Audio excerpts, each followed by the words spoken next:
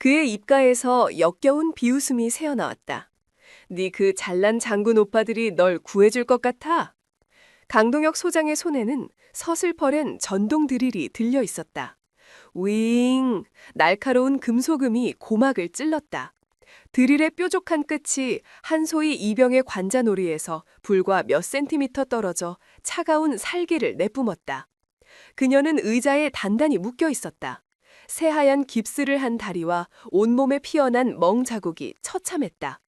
그가 악마처럼 속삭였다. 여기선 내가 왕이다. 끼익! 드릴이 회전하는 소리가 식당 전체를 집어삼켰다.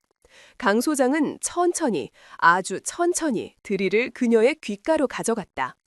네 귓구멍이 더 단단한지 아니면 이 드릴 날이 더 단단한지 어디 한번 시험해볼까? 주변을 둘러싼 수백 명의 병사들은 숨소리조차 내지 못했다. 그저 공포에 질린 채 서 있을 뿐이었다. 한소희는 결국 두 눈을 질끈 감았다. 뜨거운 눈물 한 줄기가 뺨을 타고 흘러내렸다. 그녀의 입술에서 애타는 속삭임이 새어나왔다. 오빠. 바로 그 순간이었다. 쾅! 식당 문이 폭발하듯 거칠게 열어젖혀졌다. 사복 차림의 사내 셋이 성난 호랑이처럼 안으로 쏟아져 들어왔다. 선두에 선 남자가 공간 전체를 뒤흔드는 목소리로 포효했다. 그 드릴 당장 내려놔! 칠흑 같은 어둠이 지하 벙커를 삼키고 있었다. 공기는 칼날처럼 차가웠고 거대한 작전 상황판에서 흘러나오는 푸른 빛만이 장군들의 무거운 얼굴을 비추고 있었다.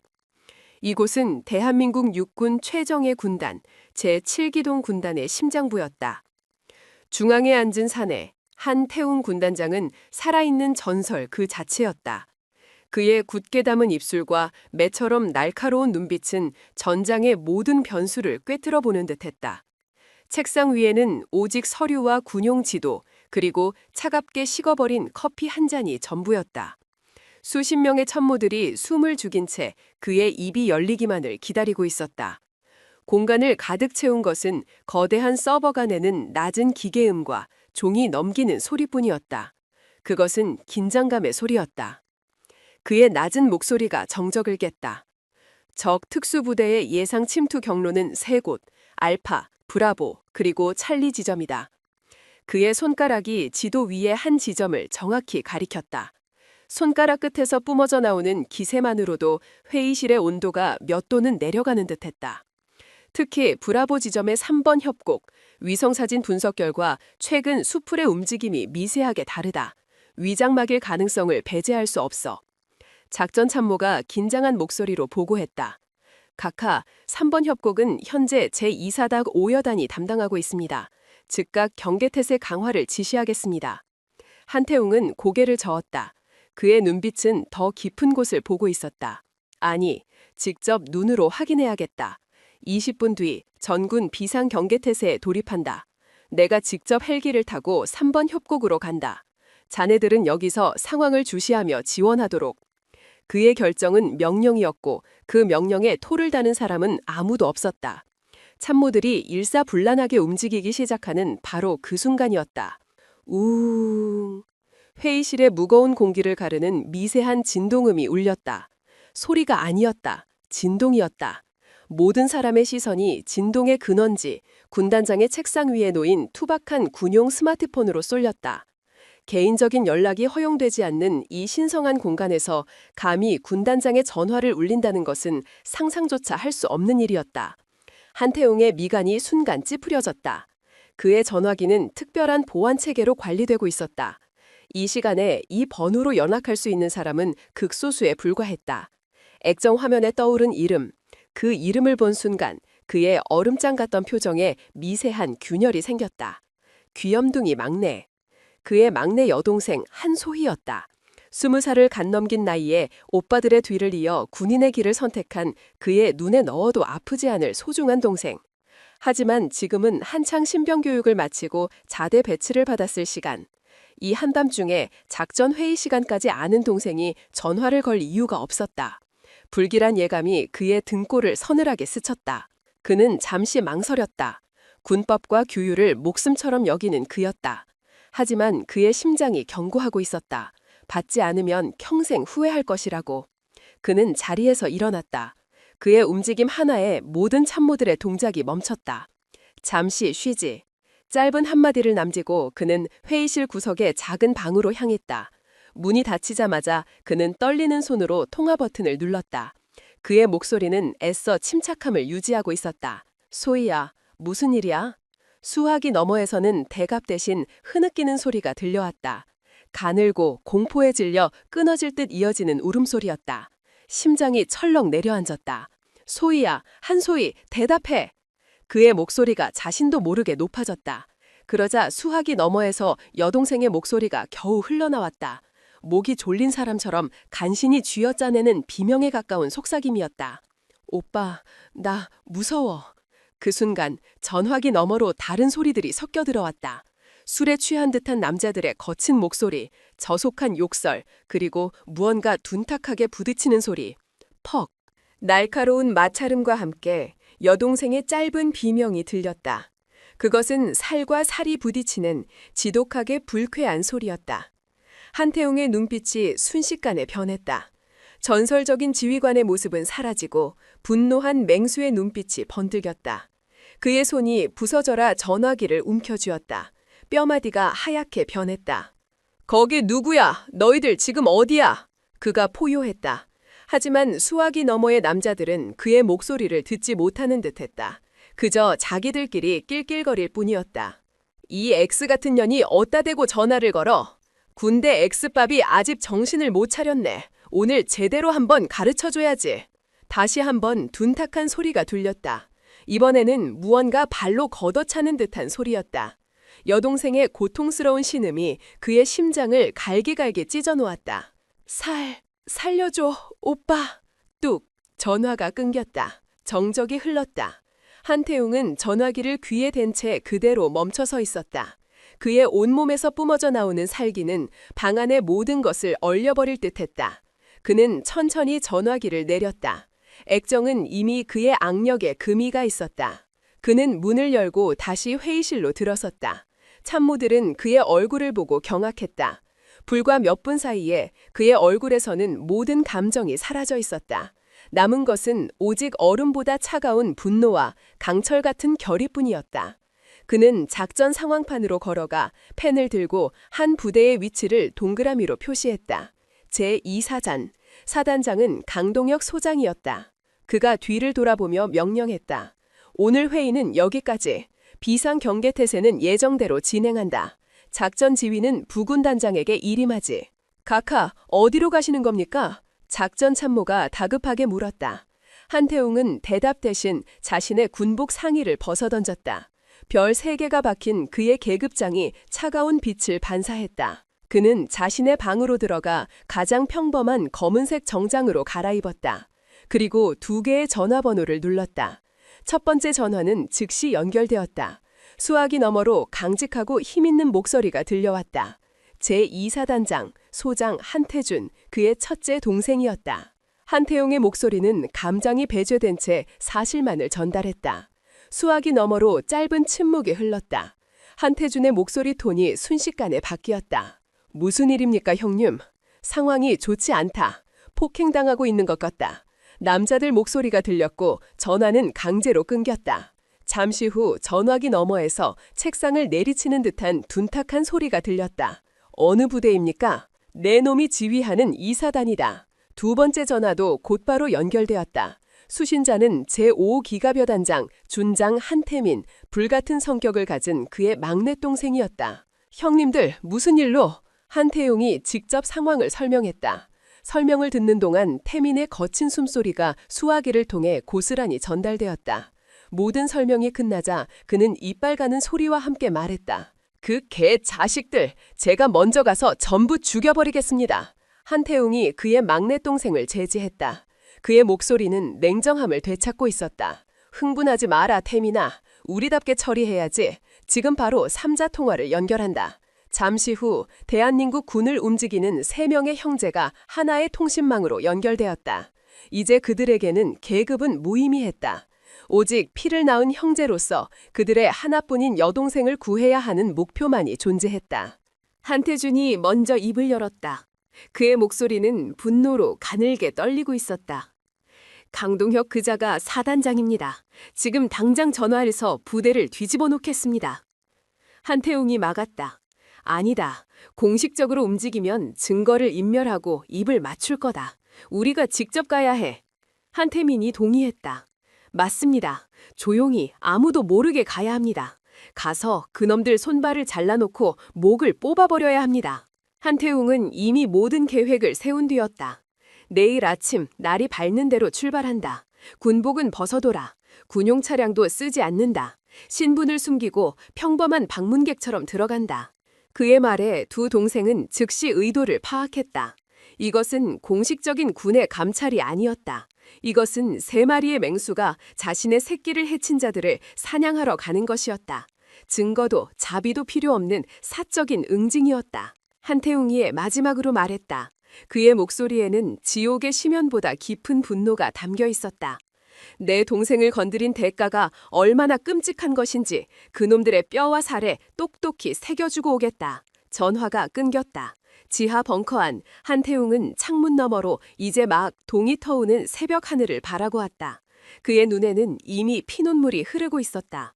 내일 대한민국 제2사단에는 역사상 가장 끔찍하고 잔혹한 폭풍이 몰아칠 것이었다. 별 6개가 한꺼번에 떨어지는 피의 폭풍이.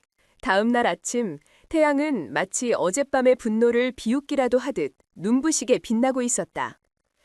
대한민국 육군 제2사단의 정문 위병소 앞으로 도로에 먼지를 일으키며 검은색 제네시스 G90 한 대가 미끄러지듯 멈춰섰다. 방금 출고한 듯 차체에서는 부유한 광택이 흘렀다. 엔진 소리는 거의 들리지 않을 정도로 정숙했다. 차량이 멈추자 위병소 안에 있던 위병들이 느릿느릿 걸어 나왔다. 그들의 군복은 구겨져 있었고 턱에는 거뭇한 수염 자국이 그대로 남아 있었다. 한여름의 지루함에 찌든 얼굴이었다. 특히 선두에 선 박병장의 태도는 거만하기 짝이 없었다. 그는 짝다리를 짚고 서서 입에서는 풍선껌을 질겅질겅 씹고 있었다. 턱을 치켜든 채 그는 값비싼 세단을 위아래로 훑어보았다. 그의 눈에는 노골적인 경멸과 시기심이 뒤섞여 있었다. 차량의 창문이 조용히 내려갔다. 운전석에는 막내 동생 한태민 준장이, 조수석에는 둘째 한태준 소장이, 그리고 뒷좌석 중앙에는 맏형 한태웅 중장이 앉아 있었다. 그들은 군복을 벗고 최고급 원단으로 만들어진 말끔한 정장 차림이었다. 어젯밤의 분노는 그들의 차가운 이성 아래 깊숙이 감춰져 있었다. 지금 그들은 장군이 아니었다. 그저 여동생을 면회하러 온 성공한 사업가처럼 보일 뿐이었다. 한태웅이 침착한 목소리로 이들 열었다. 수고 많습니다. 한소희 이병 면회하러 왔습니다. 그의 목소리는 정중했지만 그 안에 담긴 무게감은 숨길 수 없었다. 하지만 박병장은 그 무게감을 전혀 감지하지 못했다. 그는 껌을 짝 하고 요란하게 터뜨리며 비웃는 듯한 표정을 지었다. 면회, 신분증 주셔. 한태민이 주머니에서 지갑을 꺼내 3사람의 주민등록증을 건넸다. 박병장은 신분증을 건성으로 받아들고는 흘기 쳐다보더니 다시 차 안으로 던지듯 돌려주었다. 면회 시간은 오후 2시부터인데 지금 몇 시인 줄은 알고 오셨나? 그의 말투는 명백한 시비였다. 현재 시각은 오전 10시였다. 면회객이 거의 없는 한적한 시간. 융통성을 발휘할 수도 있는 상황이었지만 그는 애초에 그럴 생각이 전혀 없어 보였다. 한태준이 조수석에서 부드럽지만 단호한 목소리로 말했다. 저희가 지방에서부터 먼 길을 왔습니다. 사정이 있으니 잠시만이라도 얼굴을 볼 수 있도록 해주시면 안 되겠습니까? 박병장은 콧방귀를 뀌었다. 사정 없는 사람이 어디 있나. 다들 당신들처럼 비싼 차 타고 와서 사정 얘기하면 군대 규율이 뭐가 되겠어. 안 되는 건 안 되는 겁니다, 아저씨. 아저씨라는 말에 운전대를 잡고 있던 한태민의 손등에 힘줄이 울큰발큰 솟아올랐다. 그의 눈에서 불꽃이 튀었다. 지금 당장이라도 차에서 내려 저 건방진 놈의 턱을 날려버리고 싶었다. 하지만 뒷좌석에서 뻗어나온 한태웅의 손이 그의 어깨를 지그시 눌렀다. 참아라. 눈빛으로 전해지는 형의 명령에 그는 간신히 이빨을 악물었다. 한태웅은 표정 하나 바꾸지 않고 다시 입을 열었다. 그의 목소리는 여전히 침착했다. 그렇다면 규정대로 처리해 주시길 바랍니다. 저희의 방문 사실을 부대 내 해당 중대에 알리고 면회가 가능한지 여부를 확인해 주십시오. 그게 위병의 정식 절차일 텐데요. 박 병장의 얼굴이 노골적으로 찌푸려졌다. 그는 옆에 있던 후임병에게 턱짓했다. 야, 김이병, 가서 전화 한 통 때리고 와. 생활관에 한소희라는 애 있는지 면회되는지 물어봐. 김이병이라 불린 병사가 허둥지둥 위병소 안으로 뛰어들어갔다. 잠시 후 그가 곤란한 표정으로 다시 걸어 나왔다. 박 병장님, 그 한소희 이병은 지금 의무대에 있다고 합니다. 다리를 다쳐서. 그 말에 차 안에 있던 세 형제의 눈빛이 동시에 얼어붙었다. 어젯밤의 불길한 예감이 현실이 되어 심장을 찔렀다. 한태웅의 목소리가 아까보다 한 톤 낮아졌다. 의무대에 있다고 했습니까? 어쩌다 다쳤다고 합니까? 김이병이 우물쭈물하며 대답했다. 어젯밤에 계단에서 굴렀다고. 거짓말. 세 사람의 머릿속에 똑같은 단어가 스쳐 지나갔다. 어젯밤의 그 소리들, 그것은 결코 계단에서 구르는 소리가 아니었다. 박 병장이 그들의 굳은 표정을 보며 더욱 의기양양하게 떠들었다. 들었지? 환자라서 면회 안 돼. 그리고 의무대는 면회 구역도 아니야. 그러니까 이만 돌아가쇼. 괜히 부대 앞에서 흙먼지 일으키지 말고. 그는 이제 대놓고 손을 휘휘 내저으며 가라는 신용을 했다. 마치 귀찮은 파리를 쫓아내는 듯한 몸짓이었다. 한태민이 더 이상 참지 못하고 입을 열었다. 그의 목소리는 분노로 잠겨 있었다. 지금 누구에게 손짓하는 건가? 자네 이름과 계급이 뭐지? 박 병장은 어이가 없다는 듯이 웃었다. 이제는 이름까지 물어보시네. 내가 당신한테 내 이름까지 알려줘야 할 의무 있나? 민간인이면 민간인답게 행동하쇼. 여기가 어디라고 군인한테 명령질이야. 바로 그 순간이었다. 한태웅이 뒷좌석에서 문을 열고 내렸다. 185cm가 넘는 거구, 운동으로 다져진 단단한 체격, 그리고 최고급 맞춤 정장이 어우러져 엄청난 위압감을 뿜어냈다. 그는 차에서 내려 박 병장 앞으로 천천히 걸어갔다. 그의 걸음 하나하나에 땅이 울리는 듯 했다. 박 병장은 자신도 모르게 한 걸음 뒤로 물러섰다. 하지만 그는 곧 자존심이 상한다는 듯 다시 가슴을 내밀었다. 뭡니까 아저씨, 차에서 왜 내려? 위병소에 함부로 접근하면 안 되는 거 몰라? 한태움은 그의 앞에서 멈춰섰다. 그는 아무 말도 하지 않았다. 그저 깊이를 알 수 없는 차가운 눈으로 박 병장의 눈을 꿰뚫어 볼 뿐이었다. 그 눈빛은 마치 전장에서 수천의 적을 지휘하던 장수의 눈빛이었다. 박 병장은 자신도 모르게 마른 침을 삼켰다. 괜한 객기를 부리고 있다는 생각이 들기 시작했다. 한태웅이 마침내 입을 열었다. 그의 목소리는 조용했지만 그 어떤 고함보다도 더 큰 힘을 담고 있었다. 마지막으로 말한다. 지금 즉시 당직사관에게 보고해. 군단장급 지휘관 방문이 아닌 이상 민간인의 부대 출입 요청 시 보고해야 할 직속 사관은 당직 사관일 테니 자네의 이름과 계급 그리고 우리의 방문 목적을 정확하게 전달해. 이것은 요청이 아니라 자네가 따라야 할 군 규정에 대한 확인이다. 그의 말은 논리정연했고 그가 언급한 규정은 정확했다. 위병 근무 수칙에 명시된 내용이었다. 하지만 술과 잠에 취해 근무를 서던 박 병장이 그런 세세한 규정을 알 리 없었다. 그는 자신의 무지가 탄로난 것 같아 얼굴이 붉어졌다. 그리고 그 수치심은 곧바로 비뚤어진 분노로 변했다. 그가 악에 바친 목소리로 소리쳤다. 규정 좋아하시네. 당신들이 뭔데 나한테 규정을 들먹여. 딱 보아하니 돈 좀 벌었다고 세상이 다 자기 것 같지? 여기가 사회인 줄 알아? 여기는 군대여. 당신 같은 양반들 돈 자랑하는 거 여기선 하나도 안 통해. 그는 한태웅의 어깨를 손가락으로 툭 쳤다. 그러니까 곱게 말할 때 돌아가라고. 괜히 나 같은 미친 개 잘못 건드렸다가 피 보지 말고. 한태웅의 어깨를 건드린 바로 그 순간 한태준과 한태민도 동시에 차에서 내렸다. 두 사람의 얼굴 역시 분노로 굳어 있었다. 이제 위병수 앞에는 평범한 사업가라고는 믿을 수 없는 살기를 뿜어내는 세 명의 거구가 서 있었다. 다른 위병들은 상황이 심상치 않게 돌아가자 불안한 표정으로 박 병장을 바라보았다. 하지만 박 병장은 이미 이성을 잃은 듯했다. 그는 세 사람을 차례로 훑어보더니 역겨운 미소를 지으며 마지막 선을 넘고야 말았다. 그가 한태웅에게 얼굴을 바싹 들이대며 비아냥거렸다. 그렇게 셋이나 몰려와서 쩔쩔매는 걸 보니 안에 있는 그 여동생이라는 애가 보통 물건은 아닌가 보지? 그의 목소리가 음흉하게 변했다. 얼굴도 반반하게 생겼던데 윗분들한테 접대라도 잘하나? 그러니 오빠들이 이렇게 때로 몰려와서 비위 맞추려고 하는 거 아니야? 정적. 숨막히는 정적이 흘렀다. 여름의 매미 소리도 바람 소리도 모두 멎어버린 듯했다. 한태민의 주먹이 부서져라 쥐어졌다. 그의 어깨가 분노로 부들부들 떨렸다. 한태준의 눈빛은 칼날처럼 날카로워져 박병장의 목을 겨누고 있었다. 하지만 한태웅은 미동조차 하지 않았다. 그는 그저 조용히, 아주 조용히 박병장을 바라보고 있었다. 그의 얼굴에서 모든 표정이 사라졌다. 분노도, 경멸도, 그 어떤 감정도 남아있지 않았다. 텅 비어버린 그의 눈동자는 마치 폭풍 전야의 고요한 바다와 같았다. 그 고요함이 그 어떤 분노의 표현보다도 더 무섭고 소름 끼쳤다. 한태웅이 천천히, 아주 천천히 입을 열었다.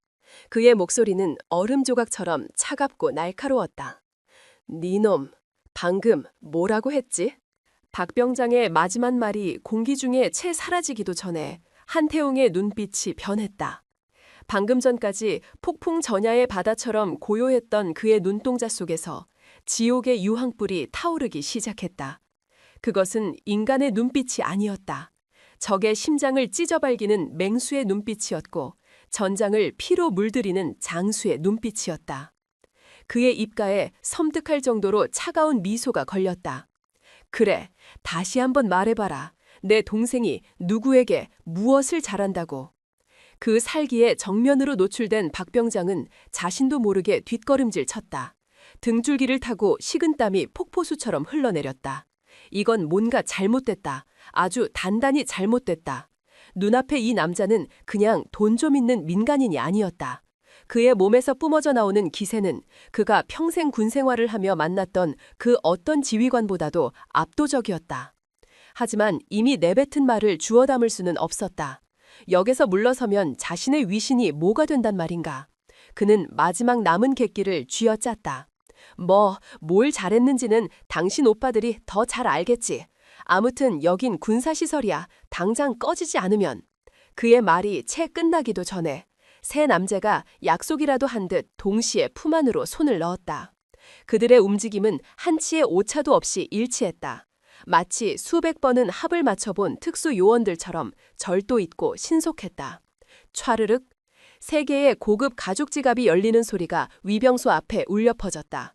그리고 다음 순간 세 남자는 자신의 지갑에서 신분증을 꺼내 박병장의 눈앞에 펼쳐 보였다. 박병장의 시선이 가장 먼저 오른쪽 남자의 신분증에 닿았다. 대한민국 육군 준장 한태민. 선명한 글자 위로 빛나는 별 하나가 그의 망막을 태웠다. 준장, 여단장급 지휘관, 사단장 바로 아래 계급. 박병장은 자신의 눈을 의심했다. 머릿속이 하얗게 비어버렸다. 그의 고개가 뻣뻣하게 왼쪽으로 돌아갔다. 중간에 서 있는 남자의 신분증. 대한민국 육군 소장 한태준. 이번에는 별이 2개였다.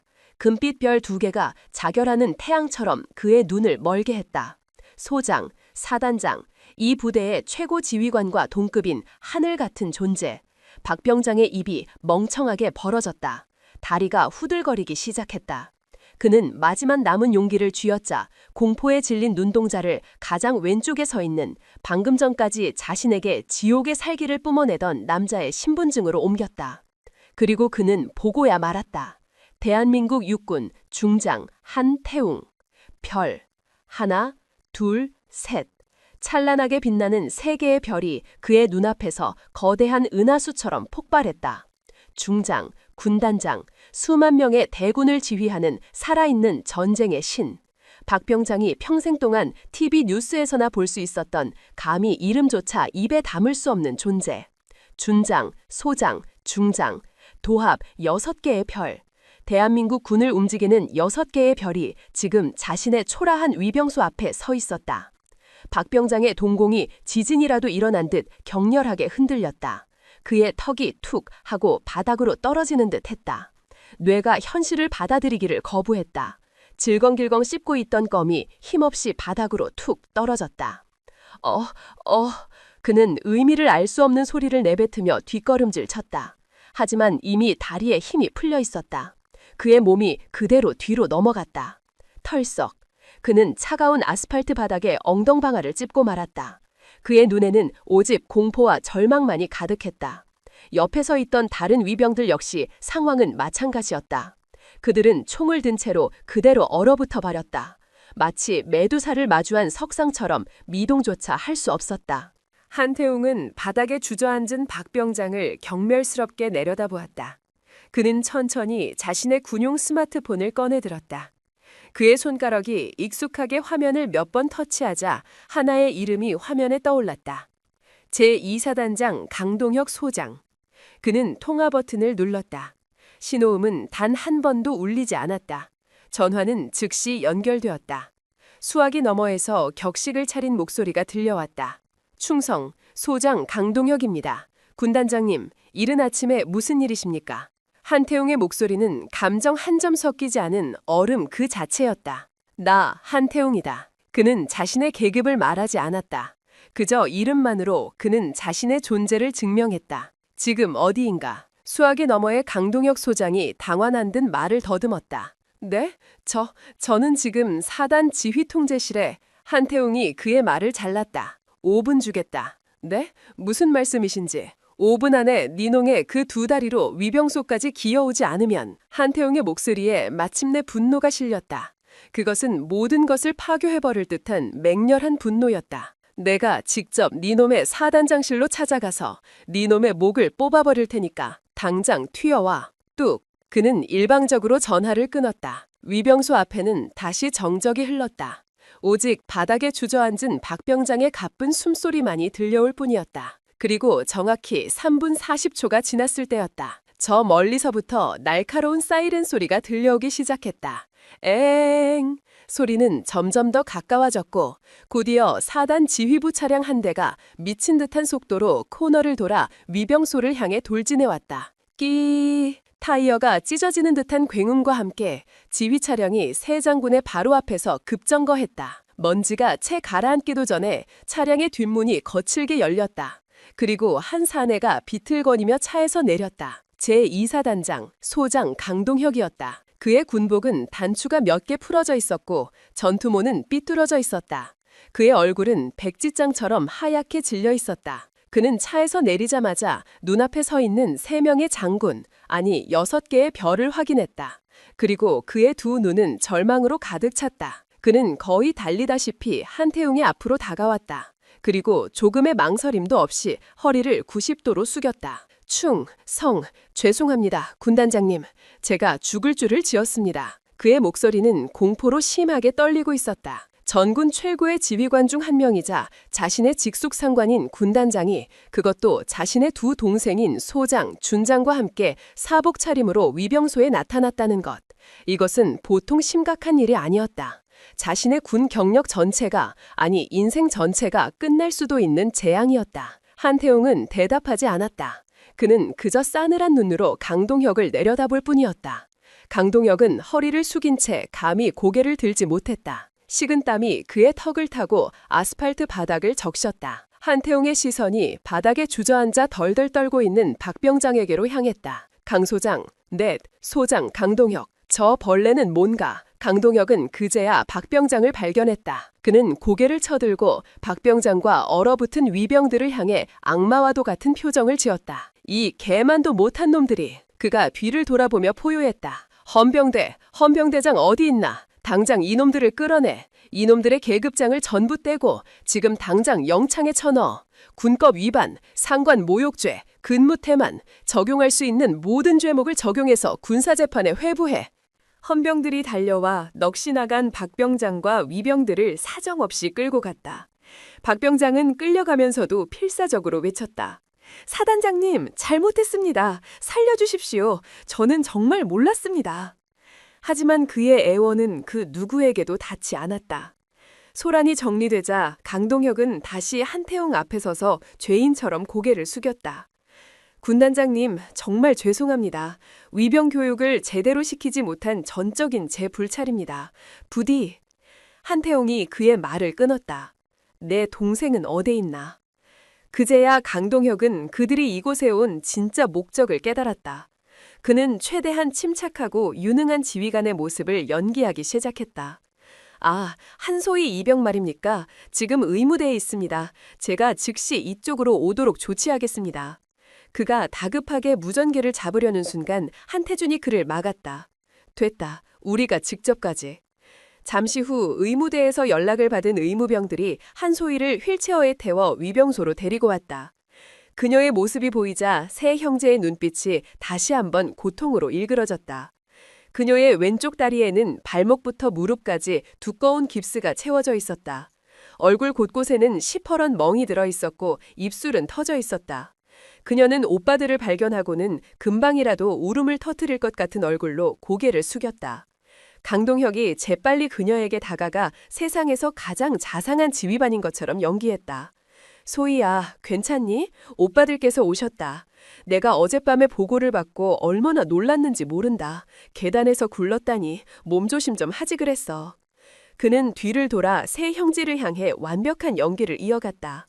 각하, 정말 송구스럽습니다. 어젯밤 한 이병이 생활관 계단에서 발을 헛디뎌 구르는 사고가 있었습니다. 제가 직접 확인하고 즉시 의무대로 후송 조치했습니다.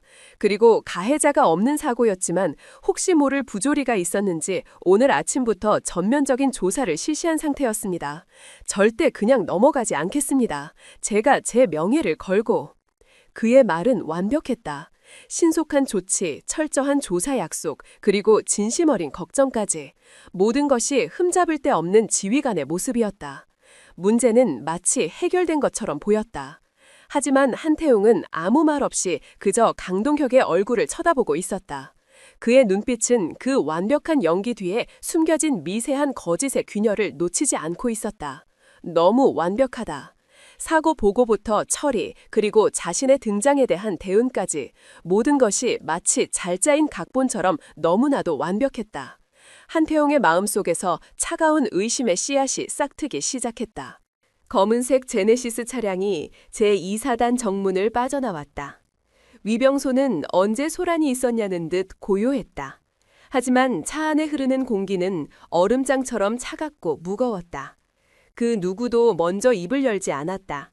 오직 타이어가 아스팔트를 스치는 소리만이 정적을 채울 뿐이었다. 한태민은 운전대를 부서져라 움켜쥐고 있었다. 그의 턱 근육이 꿈틀거렸다. 분노가 채 가시지 않은 그의 눈은 전방을 향해 있었지만 그의 생각은 온통 방금 전의 일에 사로잡혀 있었다.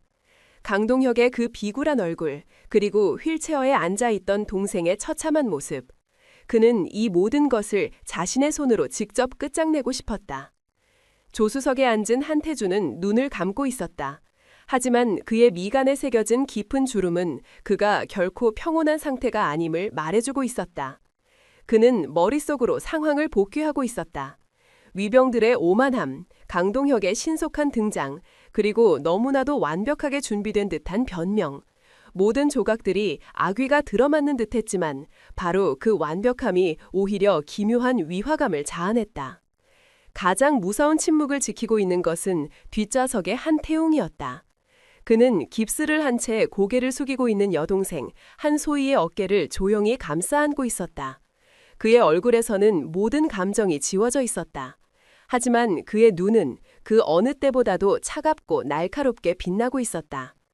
그의 머릿속에서는 강동혁의 모든 행동, 모든 단어, 모든 표정 변화가 초고속 카메라처럼 재생되고 있었다. 너무 빠르다.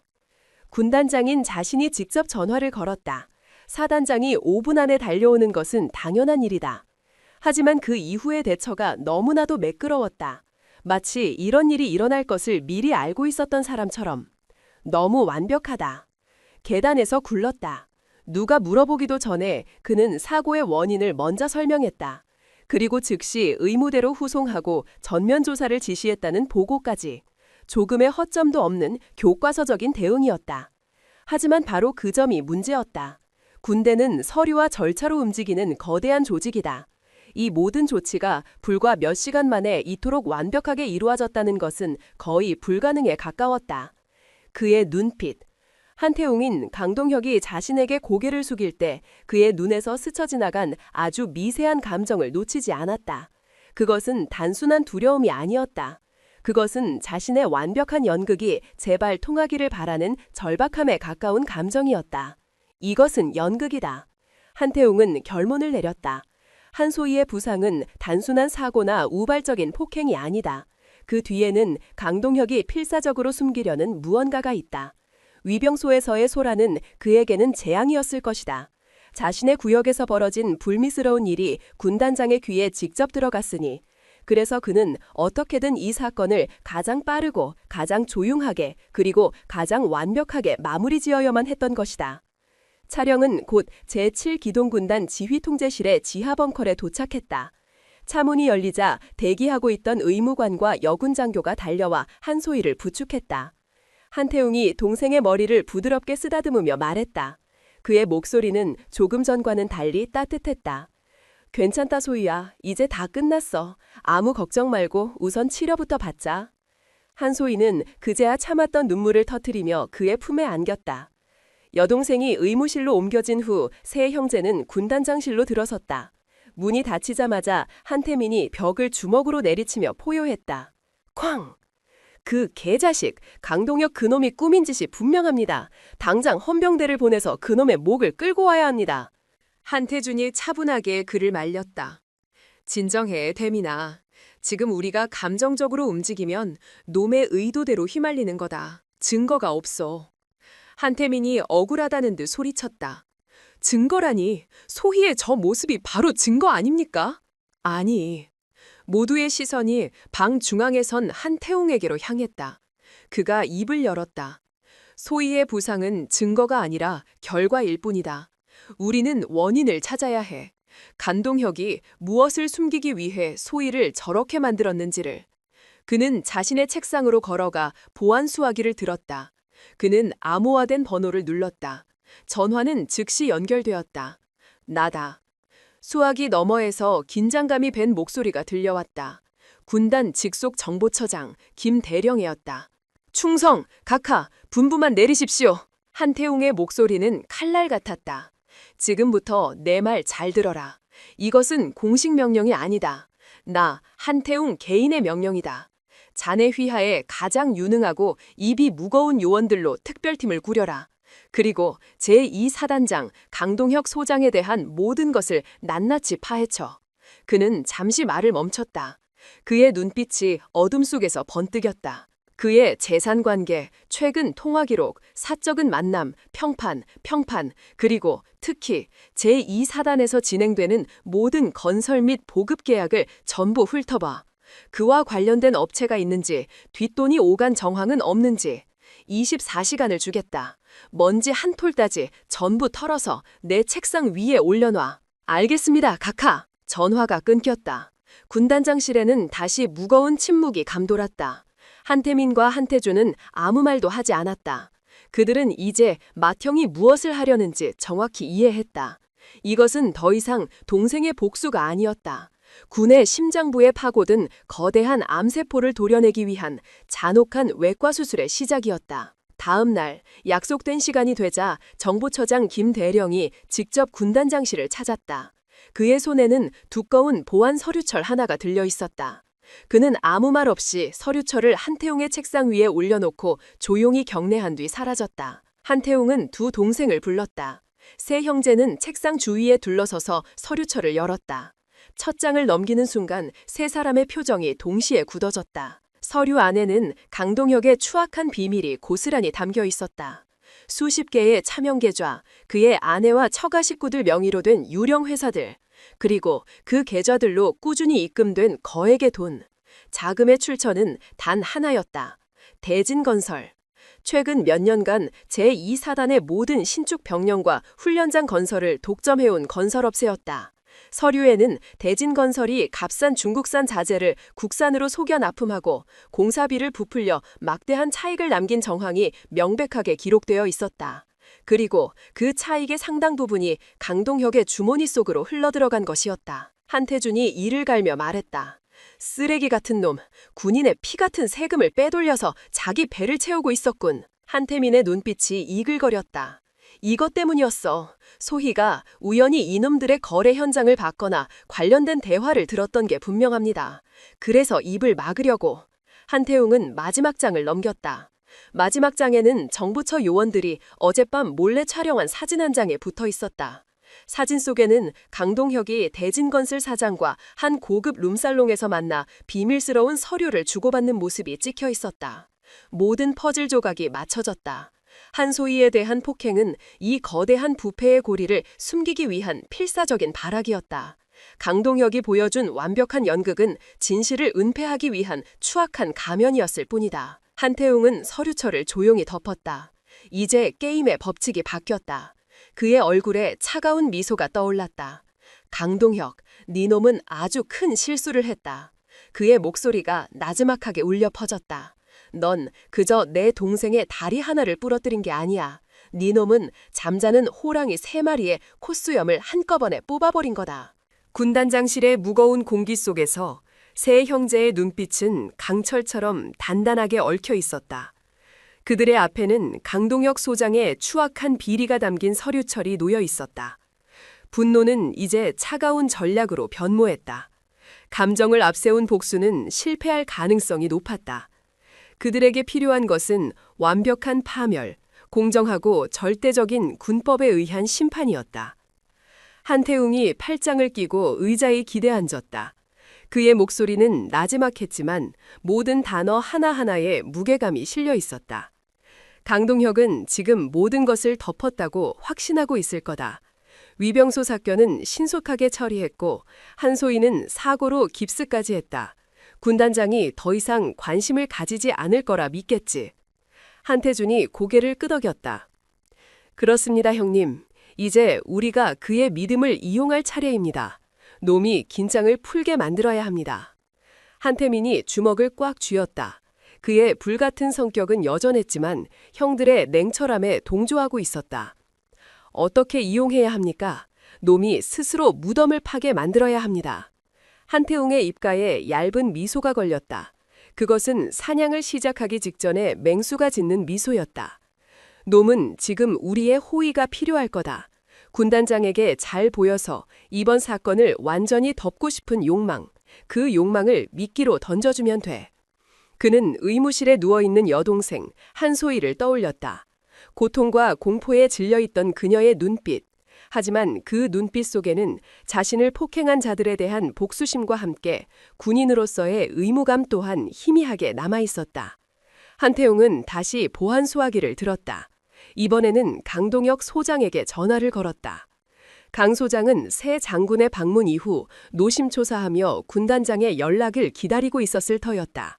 전화는 단 한 번의 신호음 끝에 연결되었다. 충성, 군단장님 안녕하신지 여쭙니다. 강동혁의 목소리는 과장될 정도로 활기찼다.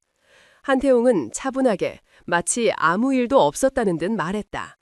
강 소장, 어젯밤 일은 자네가 신속하게 잘 처리한 것 같다. 위병소 문제는 내가 직접 목격했으니 자네의 조치가 적절했음을 확인했다. 위병 교역에 좀 더 신경 써주도록. 네, 군단장님, 명심하겠습니다. 다시는 이런 불미스러운 일이 발생하지 않도록. 한태웅이 다시 그의 말을 잘랐다. 한소희 이병 문제 말이다. 다리를 다쳤으니 당분간은 편한 보직에서 휴식하며 치료에 전념하는 것이 좋을 것 같군. 자네 사단장실에 TO 하나 비어있지 않나. 비서실 당번명으로 그녀를 발령내주게. 수화기 너머에서 강동혁의 숨소리가 순간 멈췄다. 당황과 기쁨이 뒤섞인 듯했다. 한태웅의 제안은 강동혁에게 완벽한 미끼였다. 첫째, 한소희를 편한 보직으로 빼줌으로써 한태웅은 그가 사건을 마무리 지으자는 노력에 만족했음을 내비쳤다. 둘째, 소희를 사단장실에 두면 강동혁은 그녀를 감시하고 회유하기가 훨씬 쉬워진다. 군단장의 여동생을 자신의 소나귀에 둠으로써 그는 안심하고 자신의 비리를 계속 진행할 수 있다고 생각할 것이다. 군단장에게는 충성심을 보여주고 여동생에게는 특혜를 베푸는 2마리 토끼를 잡는 격이었다. 아, 네, 군단장님, 좋은 생각이십니다. 제가 당장 인사 조치하겠습니다. 사단장 당번병으로 발령내어 최선을 다해 그녀를 보호하겠습니다. 한태웅은 그의 노골적인 아부성 발언을 들으며 냉소를 머금었다. 그래, 잘 처리해라. 전화가 끊겼다. 세 형제는 서로를 바라보았다. 그들의 눈빛에는 차가운 결의가 담겨 있었다. 한태웅은 곧바로 의무실로 향했다. 한소희는 침대에 기대어 깁스한 다리를 내려다보고 있었다. 그녀는 오빠를 보자마자 몸을 일으키려 했다. 한태웅이 그녀의 어깨를 조용히 눌러 다시 눕게 했다. 오빠, 죄송합니다. 제가 폐를 끼쳤습니다. 그녀의 목소리는 힘이 없었지만 눈빛은 이미 어제와 달랐다. 두려움 대신 강한 무언가가 피어나고 있었다. 한태웅은 그녀에게 강동혁과의 통화 내용을 모두 설명했다. 그리고 그의 진정한 목적까지도. 이제 네 임무는 단순한 군인이 아니다. 넌 우리의 눈이 되어야 한다. 강동혁은 네가 단순한 사고로 다쳤고 우리가 그를 믿는다고 착각하고 있어. 그는 널 자신의 가장 가까운 곳에 둘 거다. 안심하고 자신의 더러운 일을 계속하기 위해서. 그는 품 안에서 작은 물건 하나를 꺼냈다. 그것은 평범한 볼펜처럼 보였지만 끝부분에 미세한 푸른 빛이 깜빡이고 있었다. 이것은 단순한 볼펜이 아니다. 초소형 지향성 녹음기이며 실시간 위치 추적기 그리고 비상 호출기 기능을 가지고 있다. 한태준이 보충 설명을 했다. 펜의 이 부분을 3번 누르면 녹음이 시작되고 녹음된 내용은 즉시 암호화되어 내 지휘통제실 서버로 전송된다. 그리고 네가 정말 위험한 순간이 온다면 이 뒷부분의 작은 버튼을 5초간 누르렴. 즉시 비상신호가 형님의 벙커와 우리의 모든 특수팀에게 전송될 거다. 한태민이 침통한 표정으로 덧붙였다. 하지만 소희야, 단 하나의 조건이 있다. 이 작전은 철저히 비밀이다. 아무도 모르게 아무것도 모르는 것처럼 행동해야 해. 놈이 조금이라도 널 의심하는 순간 너는 위험해진다. 한소희는 조용히 그들의 설명을 들었다. 그녀의 눈빛은 점차 흔들림을 잃고 강철처럼 단단하게 굳어졌다. 그녀가 고통으로 굳어진 얼굴에 미소를 지었다. 알겠습니다, 오빠들. 제가 그놈들의 무덤을 파겠습니다.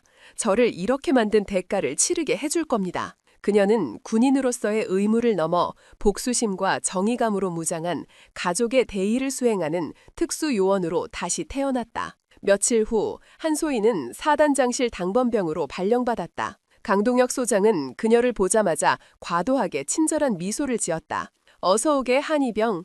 불편한 곳은 없나? 자네는 이제 내가 직접 보호하는 사람이다. 혹시라도 억울한 일을 당하거나 불편한 일이 생기면 나에게 직접 보고하게. 알겠나? 한소희는 어제 배운 다로 공포와 감사함이 뒤섞인 듯한 연약한 표정을 지었다. 네, 소장님, 감사합니다. 최선을 다해 보필하겠습니다. 그녀는 강동혁의 바로 옆 사단장실 비서 책상에 앉았다. 강동혁은 그녀의 연약함과 순종에 만족했다. 그는 안심했다. 군단장의 여동생은 이제 자신의 통제 아래 놓였다. 그녀는 순진한 먹잇감일 뿐이었다. 하지만 그는 몰랐다. 자신이 건네준 펜을 쥔 한소희의 손가락이 이미 녹음 버튼을 3번 눌러놓았다는 것을. 녹음기의 푸른 LED는 너무나 작아 눈으로 식별하기조차 어려웠다. 그녀의 머리 위 강동혁의 집무실 천장에는 미세한 기계음만이 울려 퍼지고 있었다. 그 소리는 강동혁의 모든 더러운 비밀을 수백 킬로미터 떨어진 곳에 한태웅 군단장의 서버로 실시간으로 전송하고 있었다. 사단장실은 이제 지옥의 입구가 되었다. 그리고 그 입구를 지키는 순진해 보이는 여군은 사실 자신의 오빠들이 보낸 가장 잔혹하고 치명적인 첩자였다.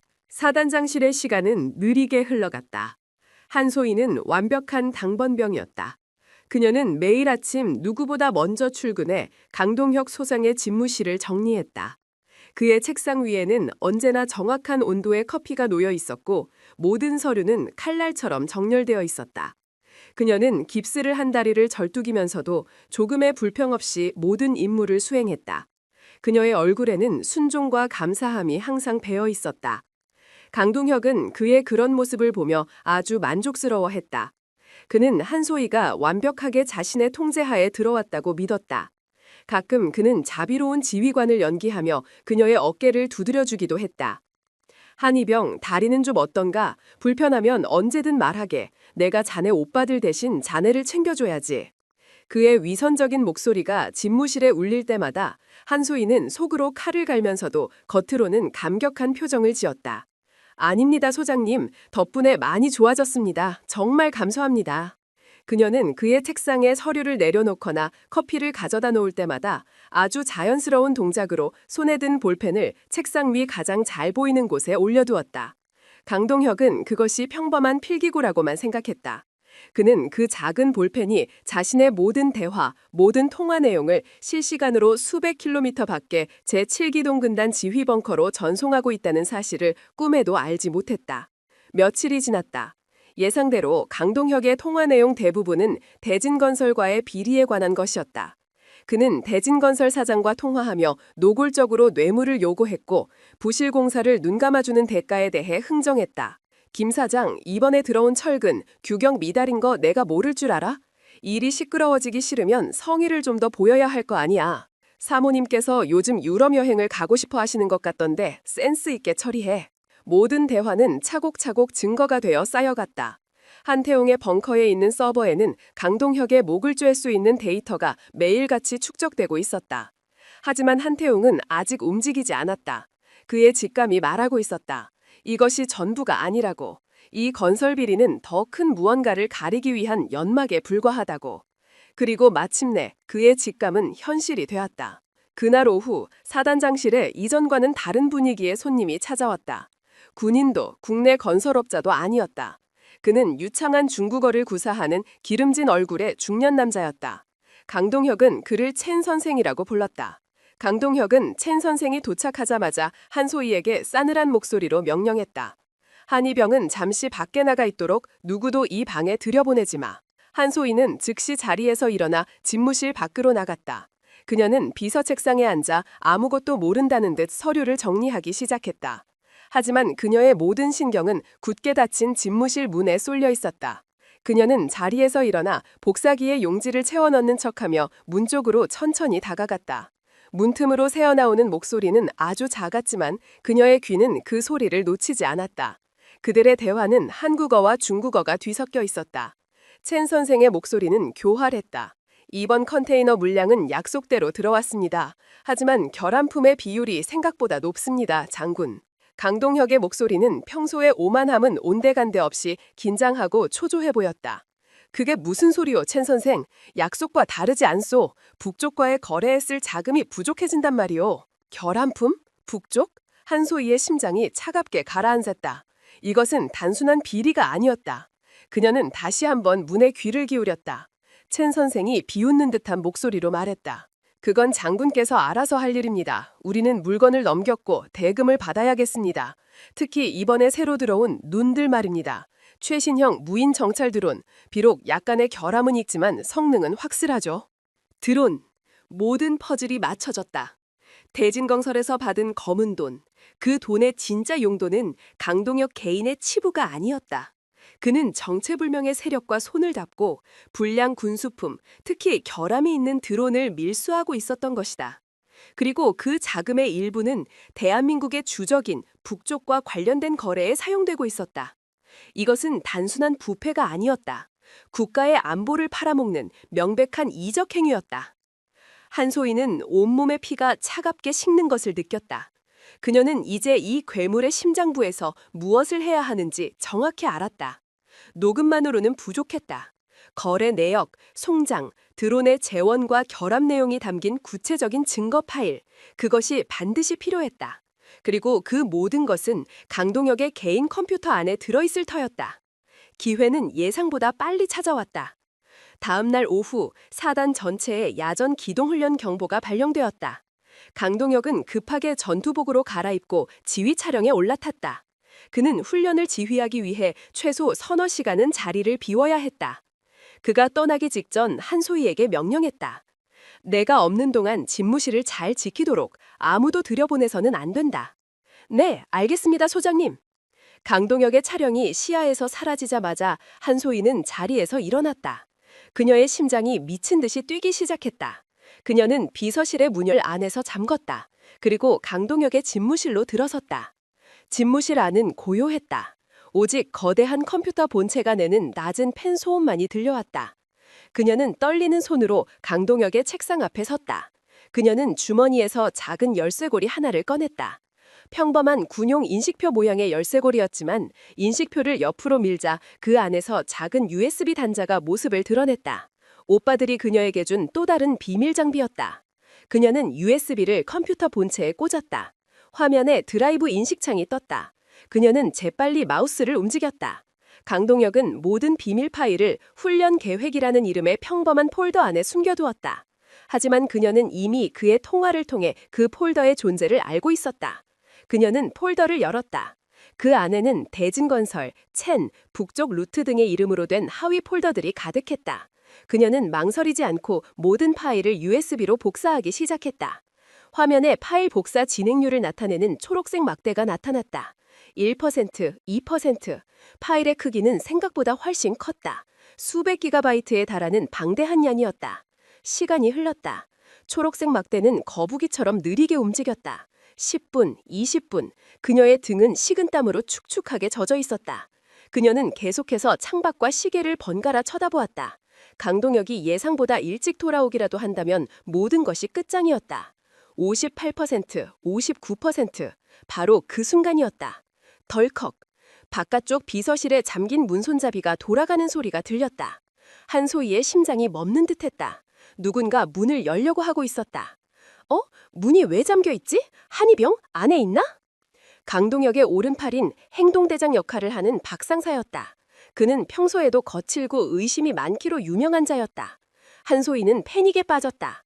그녀는 다급하게 파일 복사 취소 버튼을 눌렀다. 하지만 이미 너무 많은 파일이 복사된 상태였다.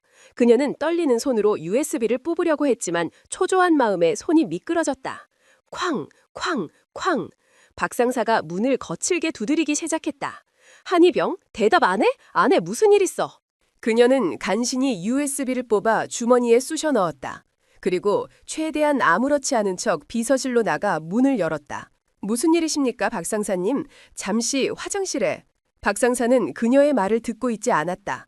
그의 의심스러운 눈초리는 붉게 상기된 그녀의 얼굴과 굳게 닫힌 집무실 문을 번갈아 훑고 있었다. 소장님께서 자리를 비우셨는데 왜 문을 잠그고 있었지? 그건 보안 때문에. 박상사는 그녀를 밀치고 집무실 안으로 성큼성큼 들어갔다. 그는 곧장 강동혁의 컴퓨터로 다가갔다. 컴퓨터 화면은 바탕화면 상태였지만 모니터 아래쪽의 작업 표시줄에는 방금 전 USB 연결이 해제되었다는 작은 아이콘이 희미하게 남아 있었다.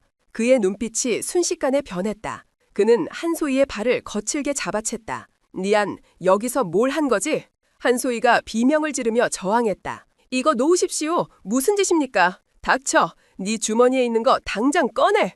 그가 그녀의 군복 주머니를 찢을듯이 뒤지기 시작했다. 바로 그때였다. 벌컥! 집무실 문이 활짝 열렸다.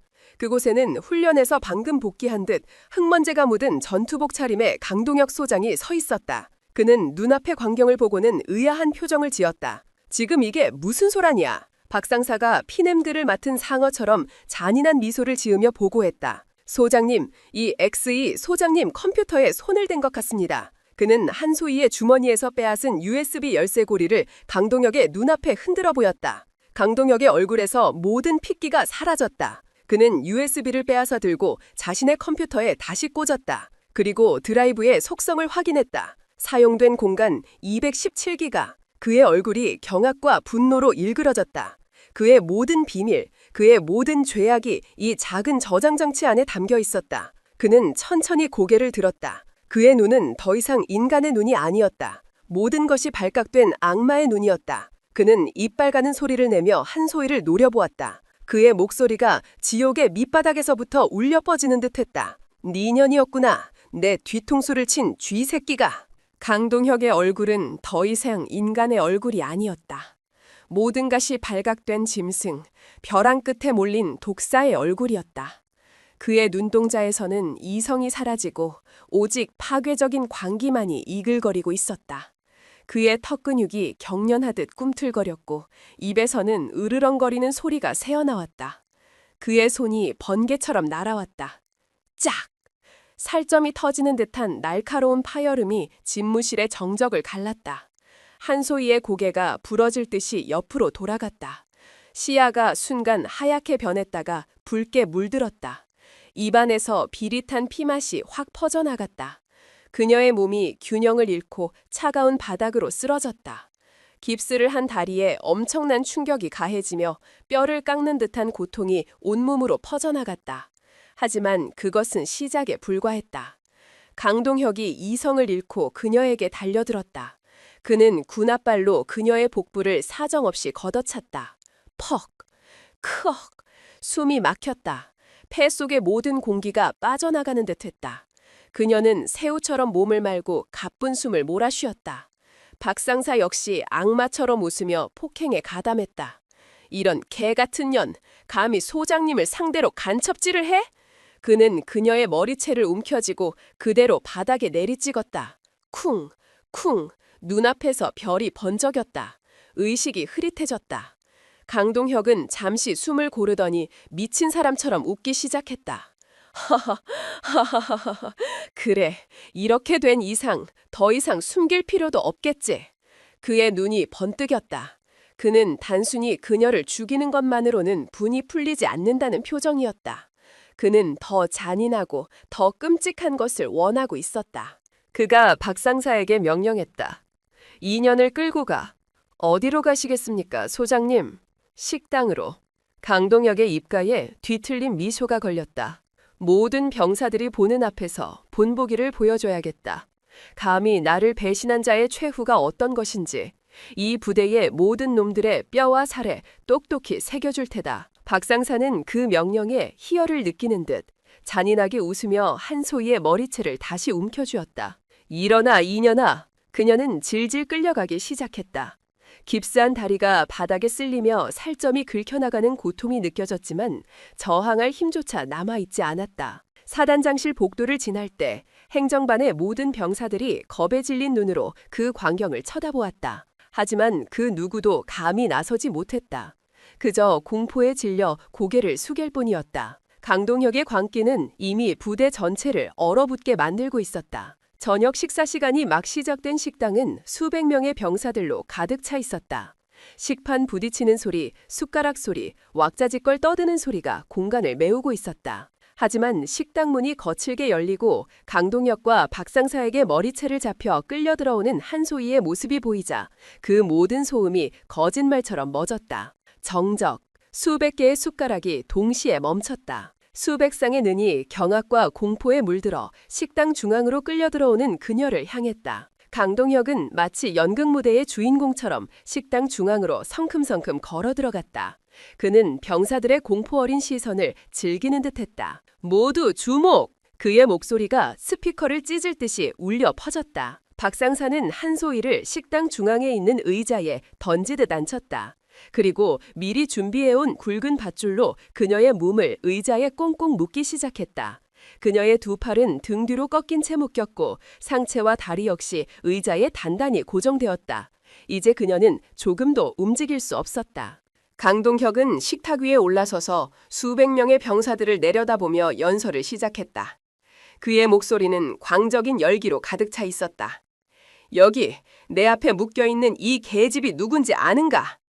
그가 한소희의 머리를 손가락으로 가리켰다. 이년은 바로 우리 부대의 명예를 더럽힌 배신자다. 적에게 우리의 정부를 팔아넘기려 한 용서받지 못할 간첩이란 말이다. 병사들 사이에서 낮은 동요가 일었다. 그들은 믿을 수 없다는 표정이었다. 강동혁은 계속해서 소리쳤다. 이년은 자신의 오빠가 군단장이라는 사실만 믿고 감히 이 사단장에게 반기를 들었다. 나의 모든 정보를 빼돌려 외부의 적들에게 넘기려던 현장에서 체포되었다. 그는 완벽하게 판을 뒤집고 있었다. 자신의 이적 행위를 그녀에게 뒤집어 씌우고 그녀를 국가의 반역자로 만들고 있었다. 군법에 따르면 간첩 행위는 즉결 처분도 가능하다. 하지만 나는 자비로운 지휘관이기에 이년에게 마지막 기회를 주겠다. 그는 식탁에서 내려와 한소희의 앞으로 다가갔다. 그는 그녀의 귓가에 악마처럼 속삭였다. 지금이라도 잘못했다고 빌어라. 그리고 네 오빠들이 시켜서 한 짓이라고 말해. 그럼 목숨만은 살려주지. 한소희는 피 섞인 치문에 바닥에 탁 뱉었다. 그녀는 부러진 이 사이로 힘겹게 말했다. 지옥에나 떨어져라, 이 매국노 새끼.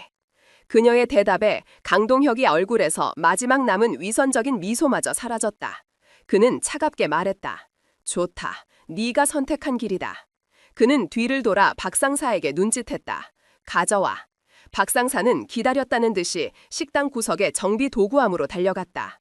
잠시 후 그의 손에 무언가 들려 있었다. 그것을 본 순간 식당 안의 모든 병사들이 숨을 삼켰다. 그것은 노란색 플라스틱 몸체를 가진 큼지막한 공업용 전동 드릴이었다. 길고 두꺼운 전선이 뱀처럼 바닥에 늘어져 있었고 드릴의 앞부분에는 날카롭게 빛나는 금속 드릴날이 박혀 있었다. 박상사는 드릴의 전선을 근처 콘센트에 꽂았다. 강동혁은 그 드릴을 건네받았다. 그는 드릴의 무게를 느껴보려는 듯 손 안에서 몇 번 쥐었다 폈다 했다. 그리고 그는 방화쇠를 당겼다. 윙! 날카롭고 신경질적인 기계음이 식당 전체를 집어삼켰다. 고속으로 회전하는 드릴날이 형광등 불빛을 받아 섬뜩하게 번쩍였다. 몇몇 병사들은 자신도 모르게 눈을 감아버렸다. 강동혁은 그 소름 끼치는 기계음을 배경음악 삼아 천천히 한소희에게 다가갔다. 그녀의 눈이 공포로 크게 뜨였다. 그녀는 몸부림쳤지만 밧줄은 강철처럼 그녀를 옥죄고 있었다. 그는 그녀의 바로 앞에 멈춰섰다. 드릴은 여전히 굉음을 내며 회전하고 있었다. 그가 수백 명의 병사들을 향해 다시 한번 외쳤다. 모두 똑똑히 봐라. 배신자의 귀는 국가의 기밀을 들을 자격이 없다. 내가 오늘 이 더러운 귀를 청소해 줄 것이다. 그는 천천히 아주 천천히 드릴을 그녀의 머리 쪽으로 가져갔다. 한소희는 필사적으로 고개를 저었다. 안 돼, 안 돼. 그녀의 머릿속은 하얗게 비어마렸다. 공포가 모든 것을 집어삼켰다. 이대로 끝나는 건가? 이렇게 이 미친놈의 손에. 그 순간 그녀의 머릿속에 오빠들의 얼굴이 스쳐 지나갔다.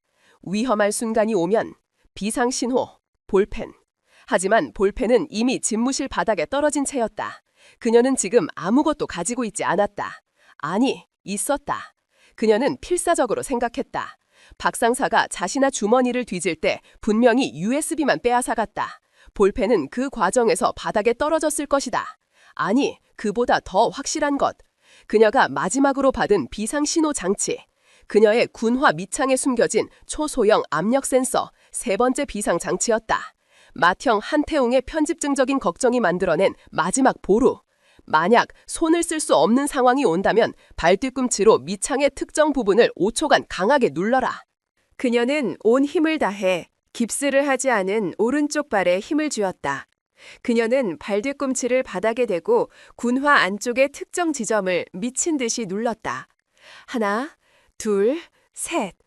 제발, 제발. 강동혁의 드릴은 이제 그녀의 관자놀이 바로 옆까지 다가왔다.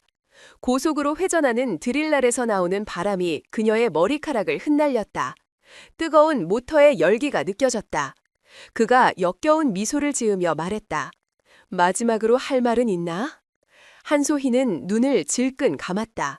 눈물이 뺨을 타고 흘러내렸다. 그녀의 입술에서 마지막 속삭임이 새어나왔다. 오빠. 강동혁의 눈이 번뜩였다. 네 오빠들은 이제 네 시체나 거두게 될 거다.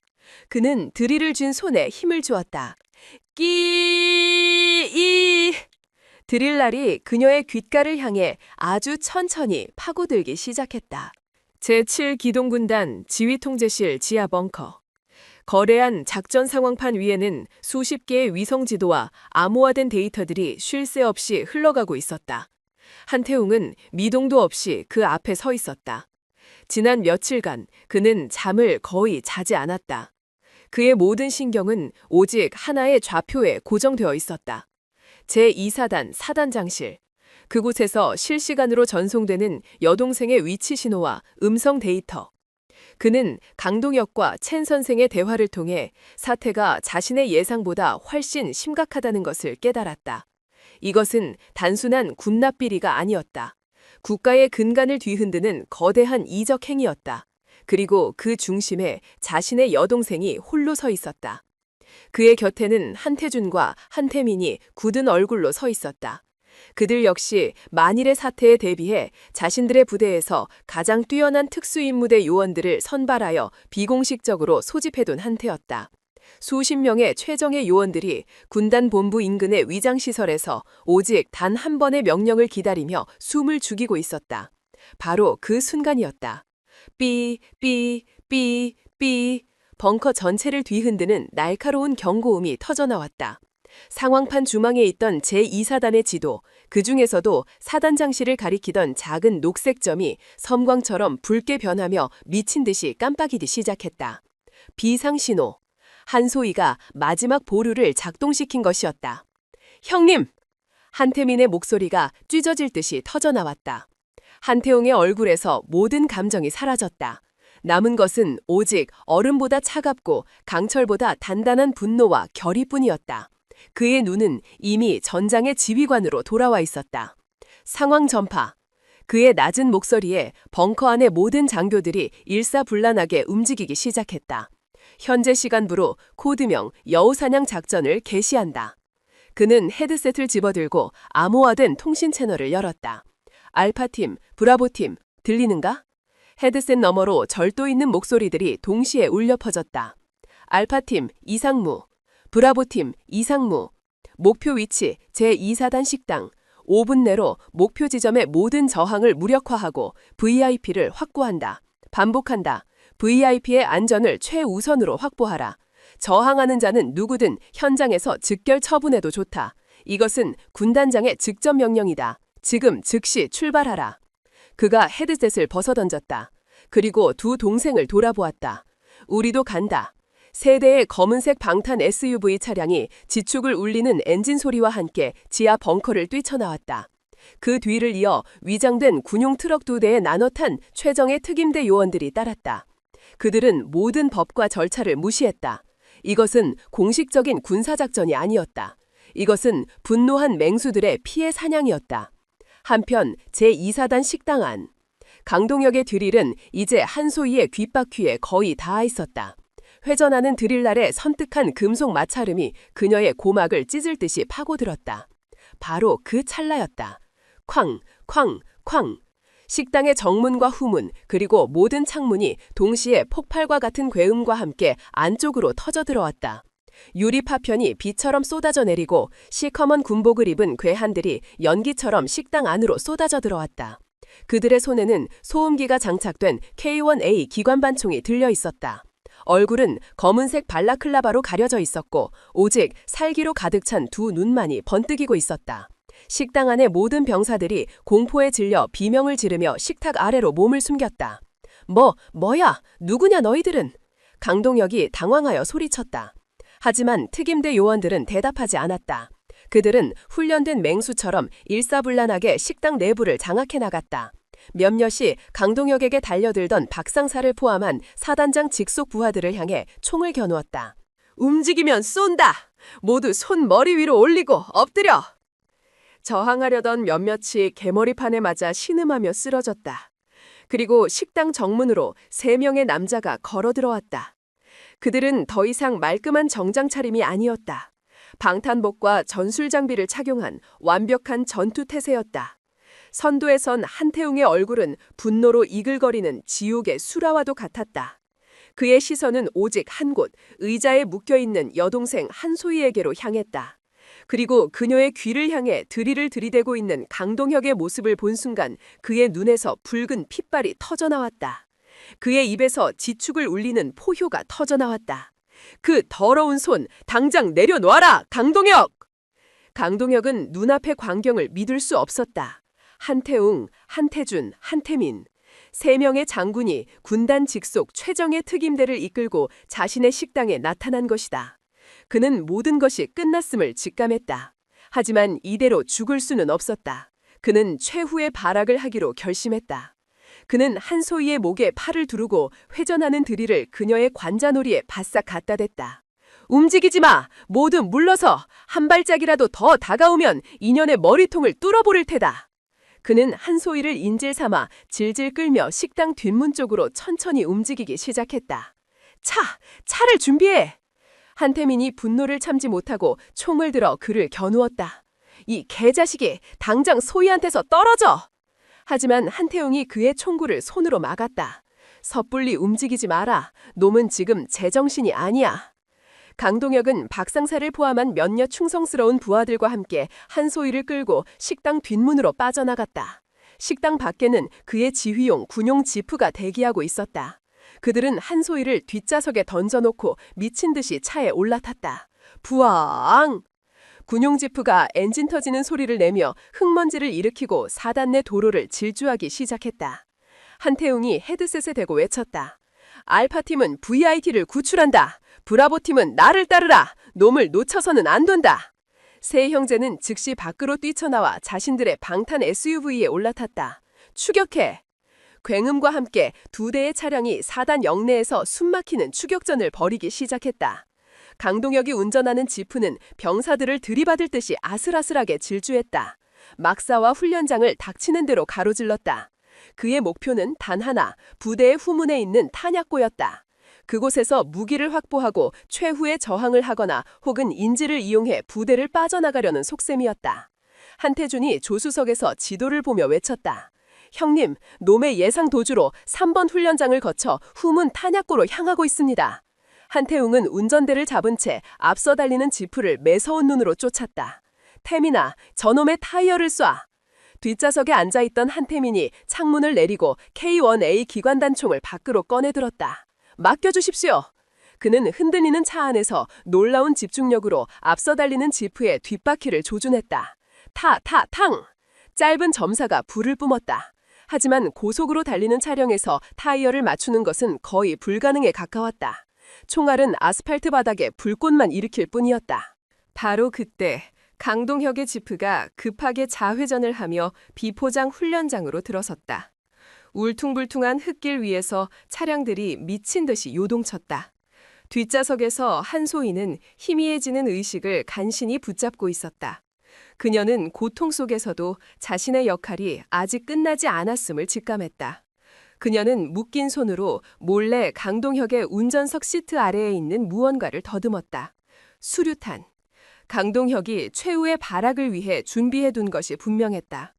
그녀는 온 힘을 다해 수류탄의 안전핀에 손가락을 걸었다. 그리고 뽑았다. 그녀는 안전핀이 뽑힌 수류탄을 강동혁의 발밑, 가속 페달 쪽으로 힘껏 굴려 넣었다. 오빠들! 그리고 그녀는 지프의 뒷문 손잡이를 있는 힘껏 잡아당겼다. 털컥. 문이 열렸다. 그녀는 그대로 달리는 차 밖으로 몸을 던졌다. 강동혁은 발밑에서 땡그랑하는 금속 소리를 들었다. 그리고 그의 발에 차갑고 둥근 감촉이 느껴졌다. 그가 고개를 숙여 아래를 본 순간 그의 얼굴은 사색이 되었다. 안전핀이 뽑힌 수류탄. 이 미친년이! 그가 비명을 지르며 급브레이크를 밟았다. 끼! 하지만 이미 늦었다. 쾅! 지프의 앞부분에서 거대한 폭발이 일어났다. 차량이 공중으로 떠올랐다가 화염에 휩싸인 채 바닥으로 처박혔다. 추격하던 SUV가 급정거했다. 세 형제는 차에서 내려 흙바닥에 쓰러져 있는 한소희를 향해 미친 듯이 달려갔다. 소희야, 한소희, 정신 차려. 한태웅이 그녀를 품에 안고 절규했다. 그녀의 온몸은 흙과 피로 뒤덮여 있었지만 다행히 숨은 붙어 있었다. 불타는 지프 잔해 속에서 살아남은 강동혁과 박상사가 비틀거리며 기어나왔다. 그들의 몸에도 불이 붙어 있었다. 그들은 고통 속에서 마지막 남은 힘을 다해 도망치기 시작했다. 그들의 목적지는 단 하나, 바로 앞에 낡은 폐창고였다. 폐창고의 거대한 철문이 쾅 하고 닫히는 소리가 황량한 훈련장에 울려 퍼졌다. 강동혁과 박상사는 마지막 남은 은신처로 기어들어갔다. 그들의 몸 곳곳에서는 화상으로 인한 악취와 함께 검은 연기가 피어오르고 있었다. 고통으로 이끌어진 그들의 얼굴에는 오직 살아남겠다는 짐승 같은 본능만이 남아있었다. 한태웅은 정신을 잃은 여동생을 조심스럽게 한태준의 품에 안겼다. 소희를 데리고 먼저 빠져나가 의무 헬기를 불러 당장! 형님은 나는 사냥을 마무리해야겠다. 한태웅의 눈빛은 인간의 감정이 모두 사라진 오직 복수심만이 불타는 심판자의 눈빛이었다. 그는 허리에 차고 있던 권총을 뽑아 바닥에 던져버렸다. 총으로 끝낼 생각은 없었다. 그는 자신의 두 주먹으로 저 더러운 놈들의 뼈를 하나하나 부러뜨려 동생이 겪은 고통을 몇십, 몇백 배로 대갚아줄 생각이었다. 한태민이 그의 옆에 섰다. 그의 손에는 피 묻은 전투 단검이 들려 있었다. 형님, 저 쓰레기들은 제가 처리하겠습니다. 형님은 소희 곁으로. 아니, 저놈은 내 것이다. 박상사는 네게 맡기마. 두 형제는 더 이상 말을 섞지 않았다. 그들은 불타는 지프 잔해를 지나 거대한 폐창고를 향해 천천히 걸어갔다. 그들의 등 뒤로 석양이 피처럼 붉게 물들고 있었다. 창고 안, 강동혁은 숨을 헐떡이며 벽에 기대 서 있었다. 그는 찢어진 군복 안에서 녹슨 쇠파이프 하나를 꺼내들었다. 폭발의 충격으로 그의 한쪽 팔은 부러진 듯 부자연스럽게 꺾여 있었다. 박상사, 막아! 무슨 수를 써서라도 저놈들을 막아! 박상사 역시 성한 곳이 없었다. 그는 주변을 둘러보다가 바닥에 떨어져 있던 날카로운 철근 조각을 집어들었다. 걱정 마십시오, 소장님. 저놈들이 아무리 날고 기어도 결국 두 놈뿐입니다. 그 순간 창고의 낡은 철문이 지옥의 문이 열리듯 끼익 소름 끼치는 소리를 내며 천천히 열렸다. 어둠 속으로 두 개의 거대한 그림자가 들어섰다.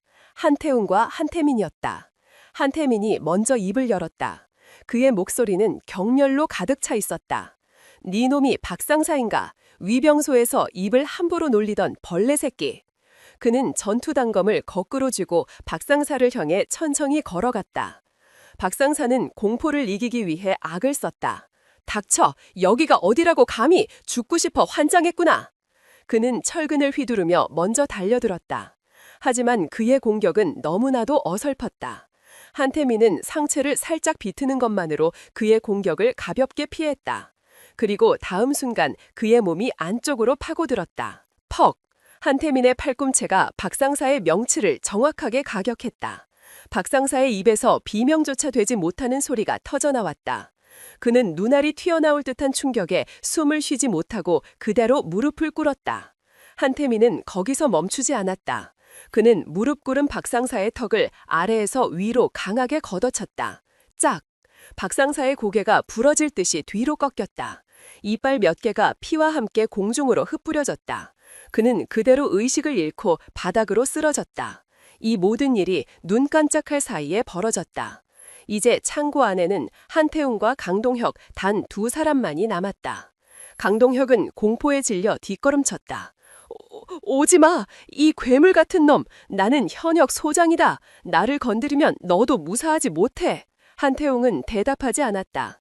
그는 그저 천천히 심판의 사자처럼 강동혁을 향해 걸어갈 뿐이었다. 그의 발걸음 소리가 창고 안에 무겁게 울려 퍼졌다. 다급해진 강동혁이 쇠파이프를 미친 듯이 휘둘렀다. 죽어! 죽어버려! 휙! 쇠파이프가 바람을 가르는 날카로운 소리를 내며 한태웅의 머리를 향해 날아왔다. 하지만 한태웅은 눈 하나 깜짝하지 않았다. 그는 날아오는 쇠파이프를 향해 왼팔을 들어 올렸다. 캉! 쇠파이프와 그의 팔뚝이 부딪히며 쇠와 뼈가 부딪히는 둔탁한 소리가 울렸다. 한태웅은 미동도 하지 않았다. 오히려 쇠파이프를 휘두른 강동혁의 손목이 그 충격에 부러질 듯이 꺾여 있었다. 강동혁이 경악하는 순간 한태웅의 오른손이 번개처럼 뻗어나와 쇠파이프를 움켜쥐었다. 그리고 그는 믿을 수 없는 악력으로 쇠파이프를 구부리기 시작했다. 우두두둑. 단단한 쇠파이프가 그의 손 안에서 엿가락처럼 휘어졌다. 내 놈은 군인의 자격이 없다. 한태웅이 처음으로 입을 열었다. 그의 목소리는 지옥의 심연에서 울려 퍼지는 듯했다. 그는 휘어진 쇠파이프를 그대로 강동혁의 어깨에 내리꽂았다. 우드득, 크악!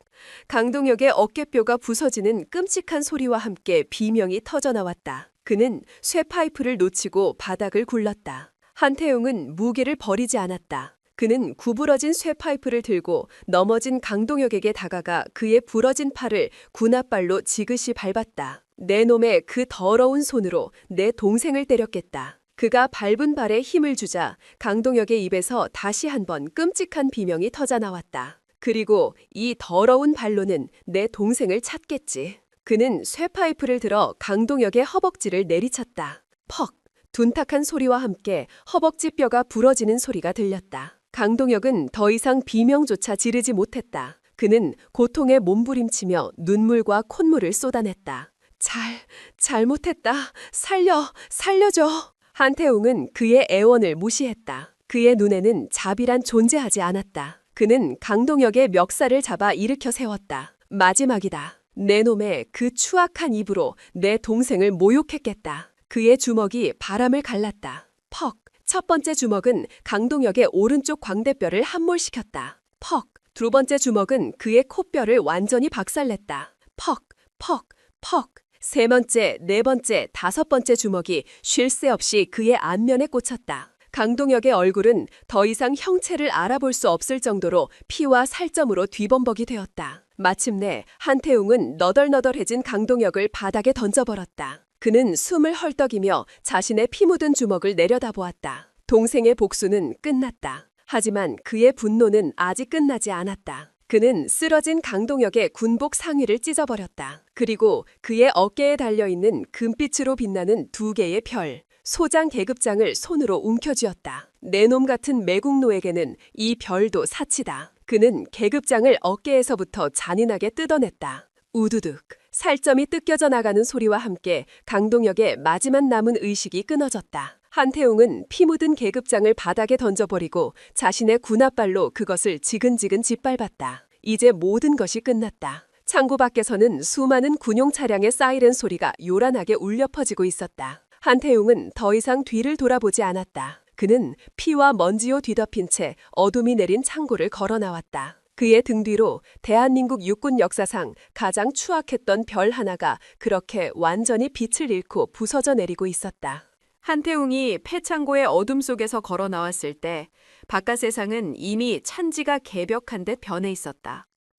수십 대의 헌병대 차량과 군단 직속 정보부대의 검은색 SUV들이 먼지 자욱한 훈련장을 완전히 포위하고 있었다. 차량들의 경광등이 쉴 새 없이 번쩍이며 어둠이 내리기 시작한 하늘을 붉고 푸른 빛으로 물들였다. 상공에서는 응급 헬리콥터의 프로펠러가 지축을 울리는 굉음을 내며 선회하고 있었다. 피와 먼지로 뒤범벅이 된 군단장의 모습이 나타나자 현장을 지휘하던 헌병대장이 경악한 얼굴로 달려왔다. 카카, 괜찮으십니까? 한태웅은 대답 대신 창고 안을 턱짓으로 가리켰다. 안에 쓰레기 두 놈이 있다. 국가 반역죄 및 이적행위 현행범이다. 당장 체포해서 군교도소 독방에 쳐넣어. 의무병 외에는 그 누구도 접근을 허락하지 않는다. 그의 목소리는 지쳐 있었지만 그 안에 담긴 명령의 무게는 조금도 가벼워지지 않았다. 네, 알겠습니다. 헌병들이 창고 안으로 쏟아져 들어갔다. 잠시 후 그들은 만신창이가 되어 의식을 잃은 강동혁과 박상사를 들것에 실어 끌고 나왔다. 강동혁의 어깨에서는 피 묻은 살점과 함께 계급장이 뜯겨나간 흉측한 상처가 드러나 있었다. 그 광경을 본 모든 장병들은 충격과 공포로 입을 다물지 못했다. 한태웅은 더 이상 현장에 머물지 않았다. 그는 곧장 응급 헬리가 대기하고 있는 곳으로 향했다. 헬기 안에서는 군의관들이 정신을 잃은 한소희에게 응급처치를 하고 있었다. 한태준이 동생의 손을 꼭 잡은 채 창백한 얼굴로 그녀를 내려다보고 있었다. 헬기에 올라탄 한태웅은 동생의 얼굴에 묻은 피를 조용히 닦아주었다. 그의 눈에는 방금 전의 살기는 온데간데 없고 오직 동생을 향한 애틋함과 미안함만이 가득했다. 국군 수도병원으로 직행한다. 최고의 의료팀을 준비시키도록.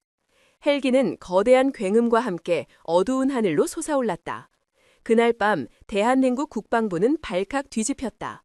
현적 사단장, 그것도 육군 내에서 촉망받던 엘리트 장성인 강동혁 소장이 이적행위 현행범으로 긴급 체포되었다는 소식은 마치 거대한 지진처럼 군 전체를 강타했다. 사건의 발단은 제7기 기동군장의 비공식적인 감찰 도중이었다는 보고가 올라갔다. 한태웅은 자신의 동생이 관련된 부분을 철저히 숨겼다.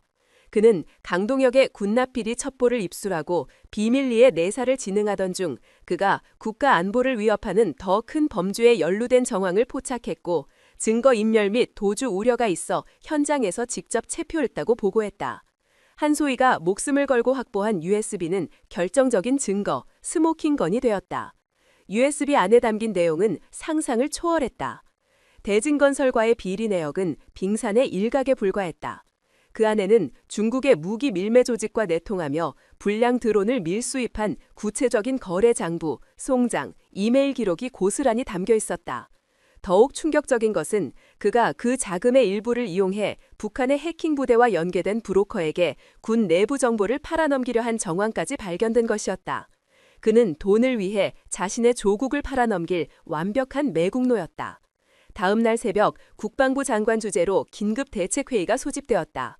합참의장과 육군참모총을 비롯한 군수 내부 전원이 침통한 얼굴로 회의실에 모였다. 육군참모총장이 분노로 떨리는 목소리로 보고했다. 강동혁 소장의 신병은 현재 육군교도소에 격리수감 중이며 국방부 직속 합동조사단이 즉시 조사를 개시했습니다. 또한 강동혁이 확보한 USB에서 추가 연루자들의 명단이 발견되었습니다. 그의 말에 회의실의 공기가 얼어붙었다. 누군가? 국방부 장관이 낮은 목소리로 물었다. 참모총장은 떨리는 손으로 서류를 넘겼다. 육군본부 군수참모부장, 방위사업청 계약심의위원, 그리고 국방부 정책기획실 소속 장성 2명을 포함하여 영관급 장교 수십 명의 이름이 거론되었습니다. 이들은 강동혁과 함께 대진건설로부터 정기적으로 뇌물을 상납받고 불량 드론의 군납 과정에 편의를 제공한 혐의입니다. 그것은 단순한 지진이 아니었다. 군의 심장부에서부터 시작된 거대한 싱크홀이었다. 국방부 장관이 책상을 내리쳤다. 전원 지휘 해제하고 긴급 체포해 한 놈도 남김없이 모조리 잡아들여 군복을 입은 이적 집단이다. 뿌리까지 뽑아내서 이번 기회에 군 전체의 고름을 완전히 짜내야 한다. 그날 아침부터 대한민국 군에는 피해 숙청이 시작되었다. 합동조사단 소속 헌병들이 국방부와 육군본부, 방위사업청을 급습했다. 별들이 줄줄이 수갑을 찬 새 끌려 나오는 모습이 언론의 카메라에 포착되었다. TV와 신문은 연일 이 충격적인 사건을 헤드라인으로 보도했다. 국민들은 군의 엄청난 부패와 안보 공백에 경악하고 분노했다. 별들의 반란인가, 매국인가, 사단장의 이적 행위, 흔들리는 국가 안보. 자극적인 제목의 기사들이 쏟아져 나왔다. 조사는 대진건설로까지 확대되었다. 대진건설 사장은 해외로 도피하려다 공항에서 긴급 체포되었고 그의 사무실과 자택에서는 군 수뇌부에 상납한 뇌물 장부가 고스란히 발견되었다. 장부는 판도라의 상자였다. 그 안에는 전직 국방부 장관과 국회의원들의 이름까지 포함되어 있었다. 사건은 군을 넘어 정치권과 재계를 뒤흔는 거대한 게이트로 번져나갔다. 온 나라가 이 충격적인 스캔들로 들끓는 동안 한태웅은 조용히 자신의 자리에서 사건의 흐름을 지켜보고 있었다. 그는 합동조사단에 모든 자료를 넘긴 후 일체의 외부 접촉을 끊고 군단 지휘에만 몰두했다. 그는 이 사건이 동생의 복수에서 시작되었다는 사실이 알려져서는 안 된다고 생각했다. 이것은 이제 개인의 원한이 아닌 국가의 정의를 바로 세우는 문제가 되어야 했다. 며칠 후 국군수도병원 1인 특실. 한소희가 천천히 눈을 떴다. 가장 먼저 보인 것은 하얀 천장이었다. 그리고 코를 찌르는 소독약 냄새. 그녀는 천천히 고개를 돌렸다. 창밖으로는 따스한 햇살이 쏟아져 들어오고 있었다. 그리고 그녀의 침대 곁에는 3명의 오빠들이 밤새 뜬 눈으로 그녀를 지키고 있었다. 소희야. 그녀가 눈을 뜬 것을 발견한 한태민이 가장 먼저 그녀의 손을 잡았다. 한태웅과 한태준 역시 안도의 한숨을 내쉬며 그녀의 곁으로 다가왔다. 한소희의 입에서 갈라진 목소리가 흘러나왔다. 오빠, 나 어떻게 됐어요? 한태웅이 그녀의 머리를 부드럽게 쓰다듬으며 말했다. 괜찮다. 이제 다 끝났어. 아주 잘 해냈다, 내 동생. 그녀는 오빠들의 얼굴을 보고 자신이 살아남았다는 것을, 그리고 모든 것이 끝났다는 것을 비로소 실감했다. 그녀의 눈에서 뜨거운 눈물이 흘러내렸다. 그것은 공포와 고통의 눈물이 아니었다. 자신의 손으로 거대한 악의 뿌리를 뽑아냈다는 안도감과 자부심의 눈물이었다. 그녀는 더 이상 나약한 피해자가 아니었다. 그녀는 진정한 군인이었다. 몇 달 후 군사법원에서 3개의 재판이 열렸다. 피고인석에는 전직 소장 강동혁을 필두로 수십 명의 전현직 장성들과 영관급 장교들이 죄수복을 입은 채 고개를 숙이고 앉아 있었다. 그들의 어깨 위를 찬란하게 빛내던 별들은 모두 사라진 뒤였다. 남은 것은 오직 패배자의 초라함과 절망뿐이었다. 재판은 일사천리로 진행되었다. 한소희가 목숨을 걸고 확보한 USB 파일과 대진건설의 비밀 장부는 그 어떤 변명의 여지도 남기지 않는 완벽한 증거였다. 강동혁은 자신의 모든 혐의를 부인하며 한태웅 군단장이 개인적인 원한으로 자신을 함정에 빠뜨렸다고 주장했다. 그는 법정 최후 진술에서까지 뻔뻔하게 소리쳤다. 이 모든 것은 조작입니다. 나는 결백합니다. 이것은 군 내 파벌 싸움의 희생양을 만드는 비열한 음모입니다. 하지만 그의 발악은 조롱거리만 될 뿐이었다. 재판정의 스크린에 폐창고에서 발견된 강동혁의 개인 휴대전화 영상이 재생되었다. 그 영상은 강동혁이 직접 촬영한 것이었다. 영상 속에서 그는 중국인 무기 밀매업자 첸 선생과 함께 밀수한 불량 드론을 시험하며 희희낙낙하고 있었다. 이놈만 있으면 북쪽 놈들에게 넘길 정보값은 두둑이 챙길 수 있겠어. 하하하. 영상 속 그의 목소리는 명백한 증거가 되어 법정 전체에 울려 퍼졌다. 그는 스스로 자신의 무덤을 파고 있었던 것이다. 최종 선고가 내려지는 날, 법정은 수많은 기자들과 군 관계자들로 가득 찼다. 재판장이 엄숙한 목소리로 판결문을 읽어내려갔다. 피고인 강동혁, 군인의 본분을 망각하고 국가 안보를 팔아 자신의 사리사욕을 채우려 한 그 죄질이 극히 불량하며 일말의 반성의 기미조차 보이지 않으므로 재판장이 잠시 말을 멈추고 싸늘한 눈으로 강동혁을 내려다보았다. 군형법 제13조 여적죄 및 제8조 반란죄를 적용하여 피고인 강동혁에게 사형을 선고한다. 사형. 그 단어가 법정에 울려 퍼지는 순간 강동혁의 얼굴이 하얗게 질렸다.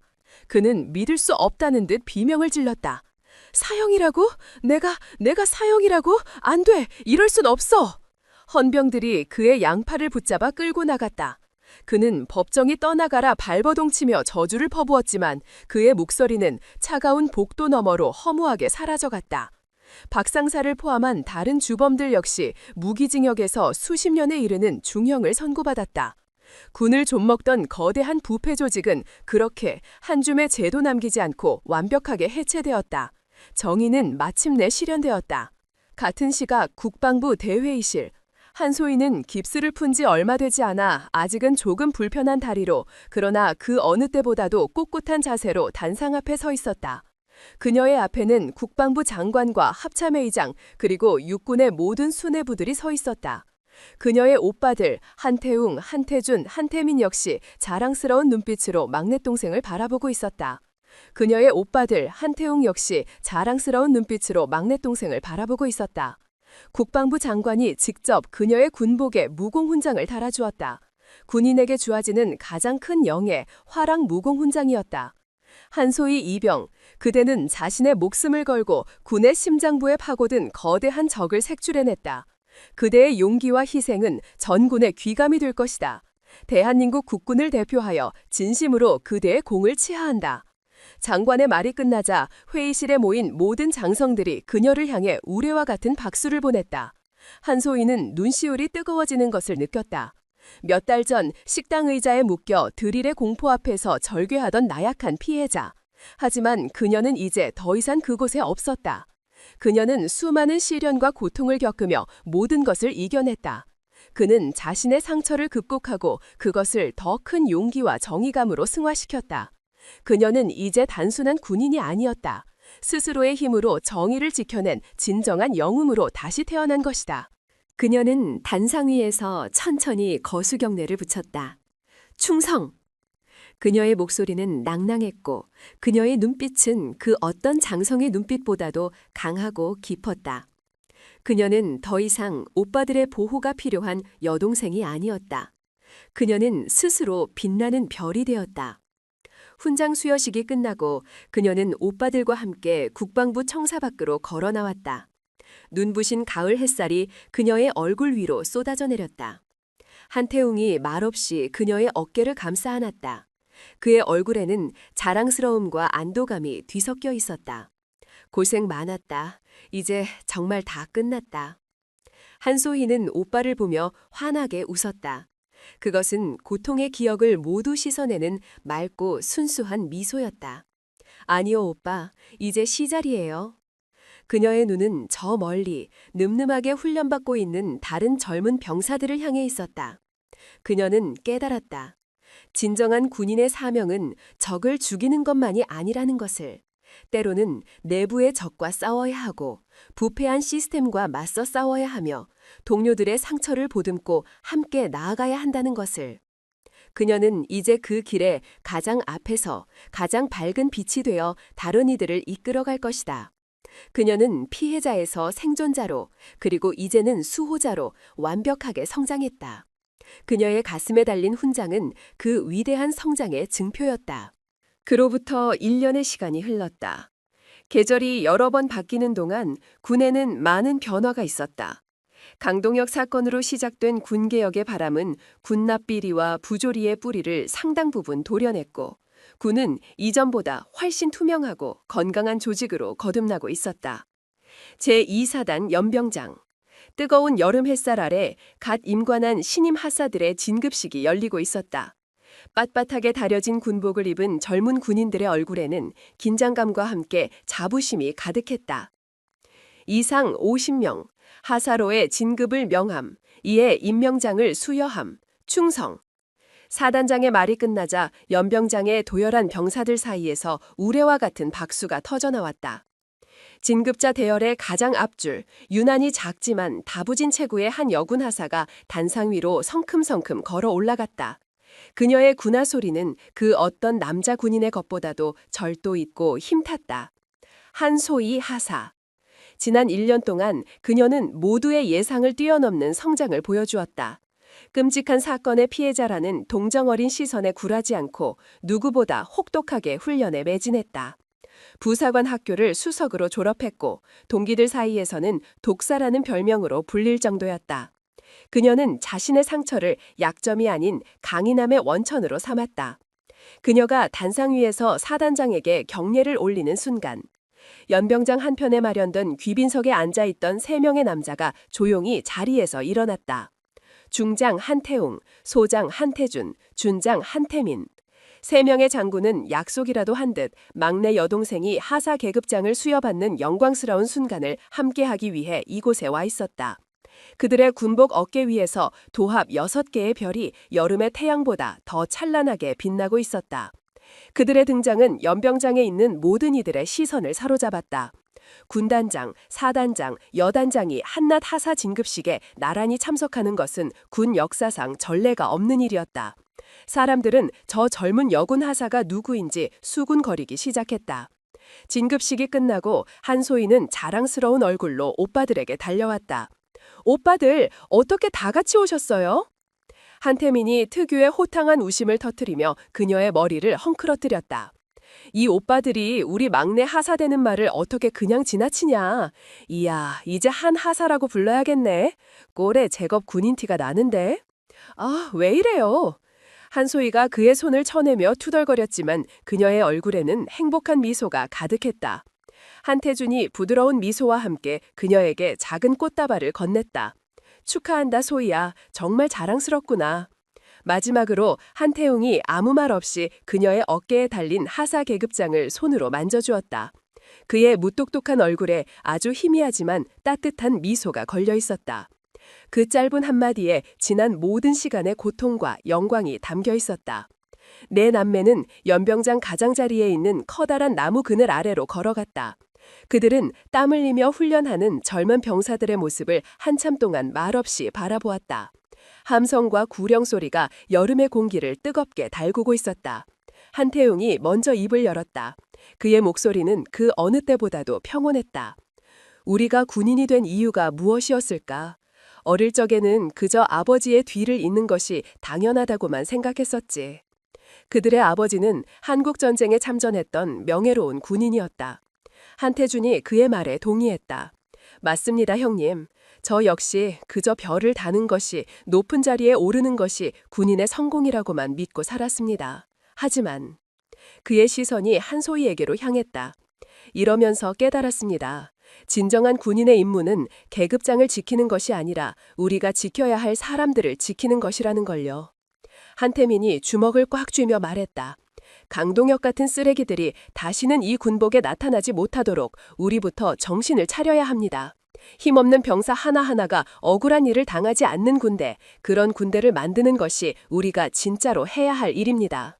그들의 대화를 조용히 듣고 있던 한소희가 입을 열었다. 저는 이제 알 것 같아요. 새 오빠의 시선이 모두 그녀에게로 쏠렸다. 우리가 지켜야 하는 것은 단순히 영토나 국가만이 아니라는 걸요. 그녀는 훈련받는 병사들을 바라보며 말을 이었다. 그녀의 목소리는 작았지만 그 안에 담긴 신념은 강철처럼 단단했다. 서로를 지켜주는 마음, 부조리에 맞서는 용기, 그리고 어떤 상황에서도 정의를 포기하지 않는 신념. 우리가 진정으로 지키고 다음 세대에게 물려주어야 할 것은 바로 그런 군인의 정신이라고 생각합니다. 그녀의 말에 3명의 장군은 잠시 말을 잃었다. 그들은 자신들의 막내 여동생이 어느새 자신들보다 훨씬 더 깊고 단단한 군인이 되어 있음을 깨달았다. 그녀는 더 이상 그들의 보호를 받는 존재가 아니었다. 오히려 그녀가 그들이 잊고 있었던 군인의 가장 순수한 가치를 다시 일깨워주고 있었다. 한태웅은 막내 여동생의 어깨를 자랑스럽게 감쌌다. 그의 시선은 다시 연병장을 향했다. 네 말이 맞다. 군인의 가장 위대한 유산은 어깨 위의 별이 아니다.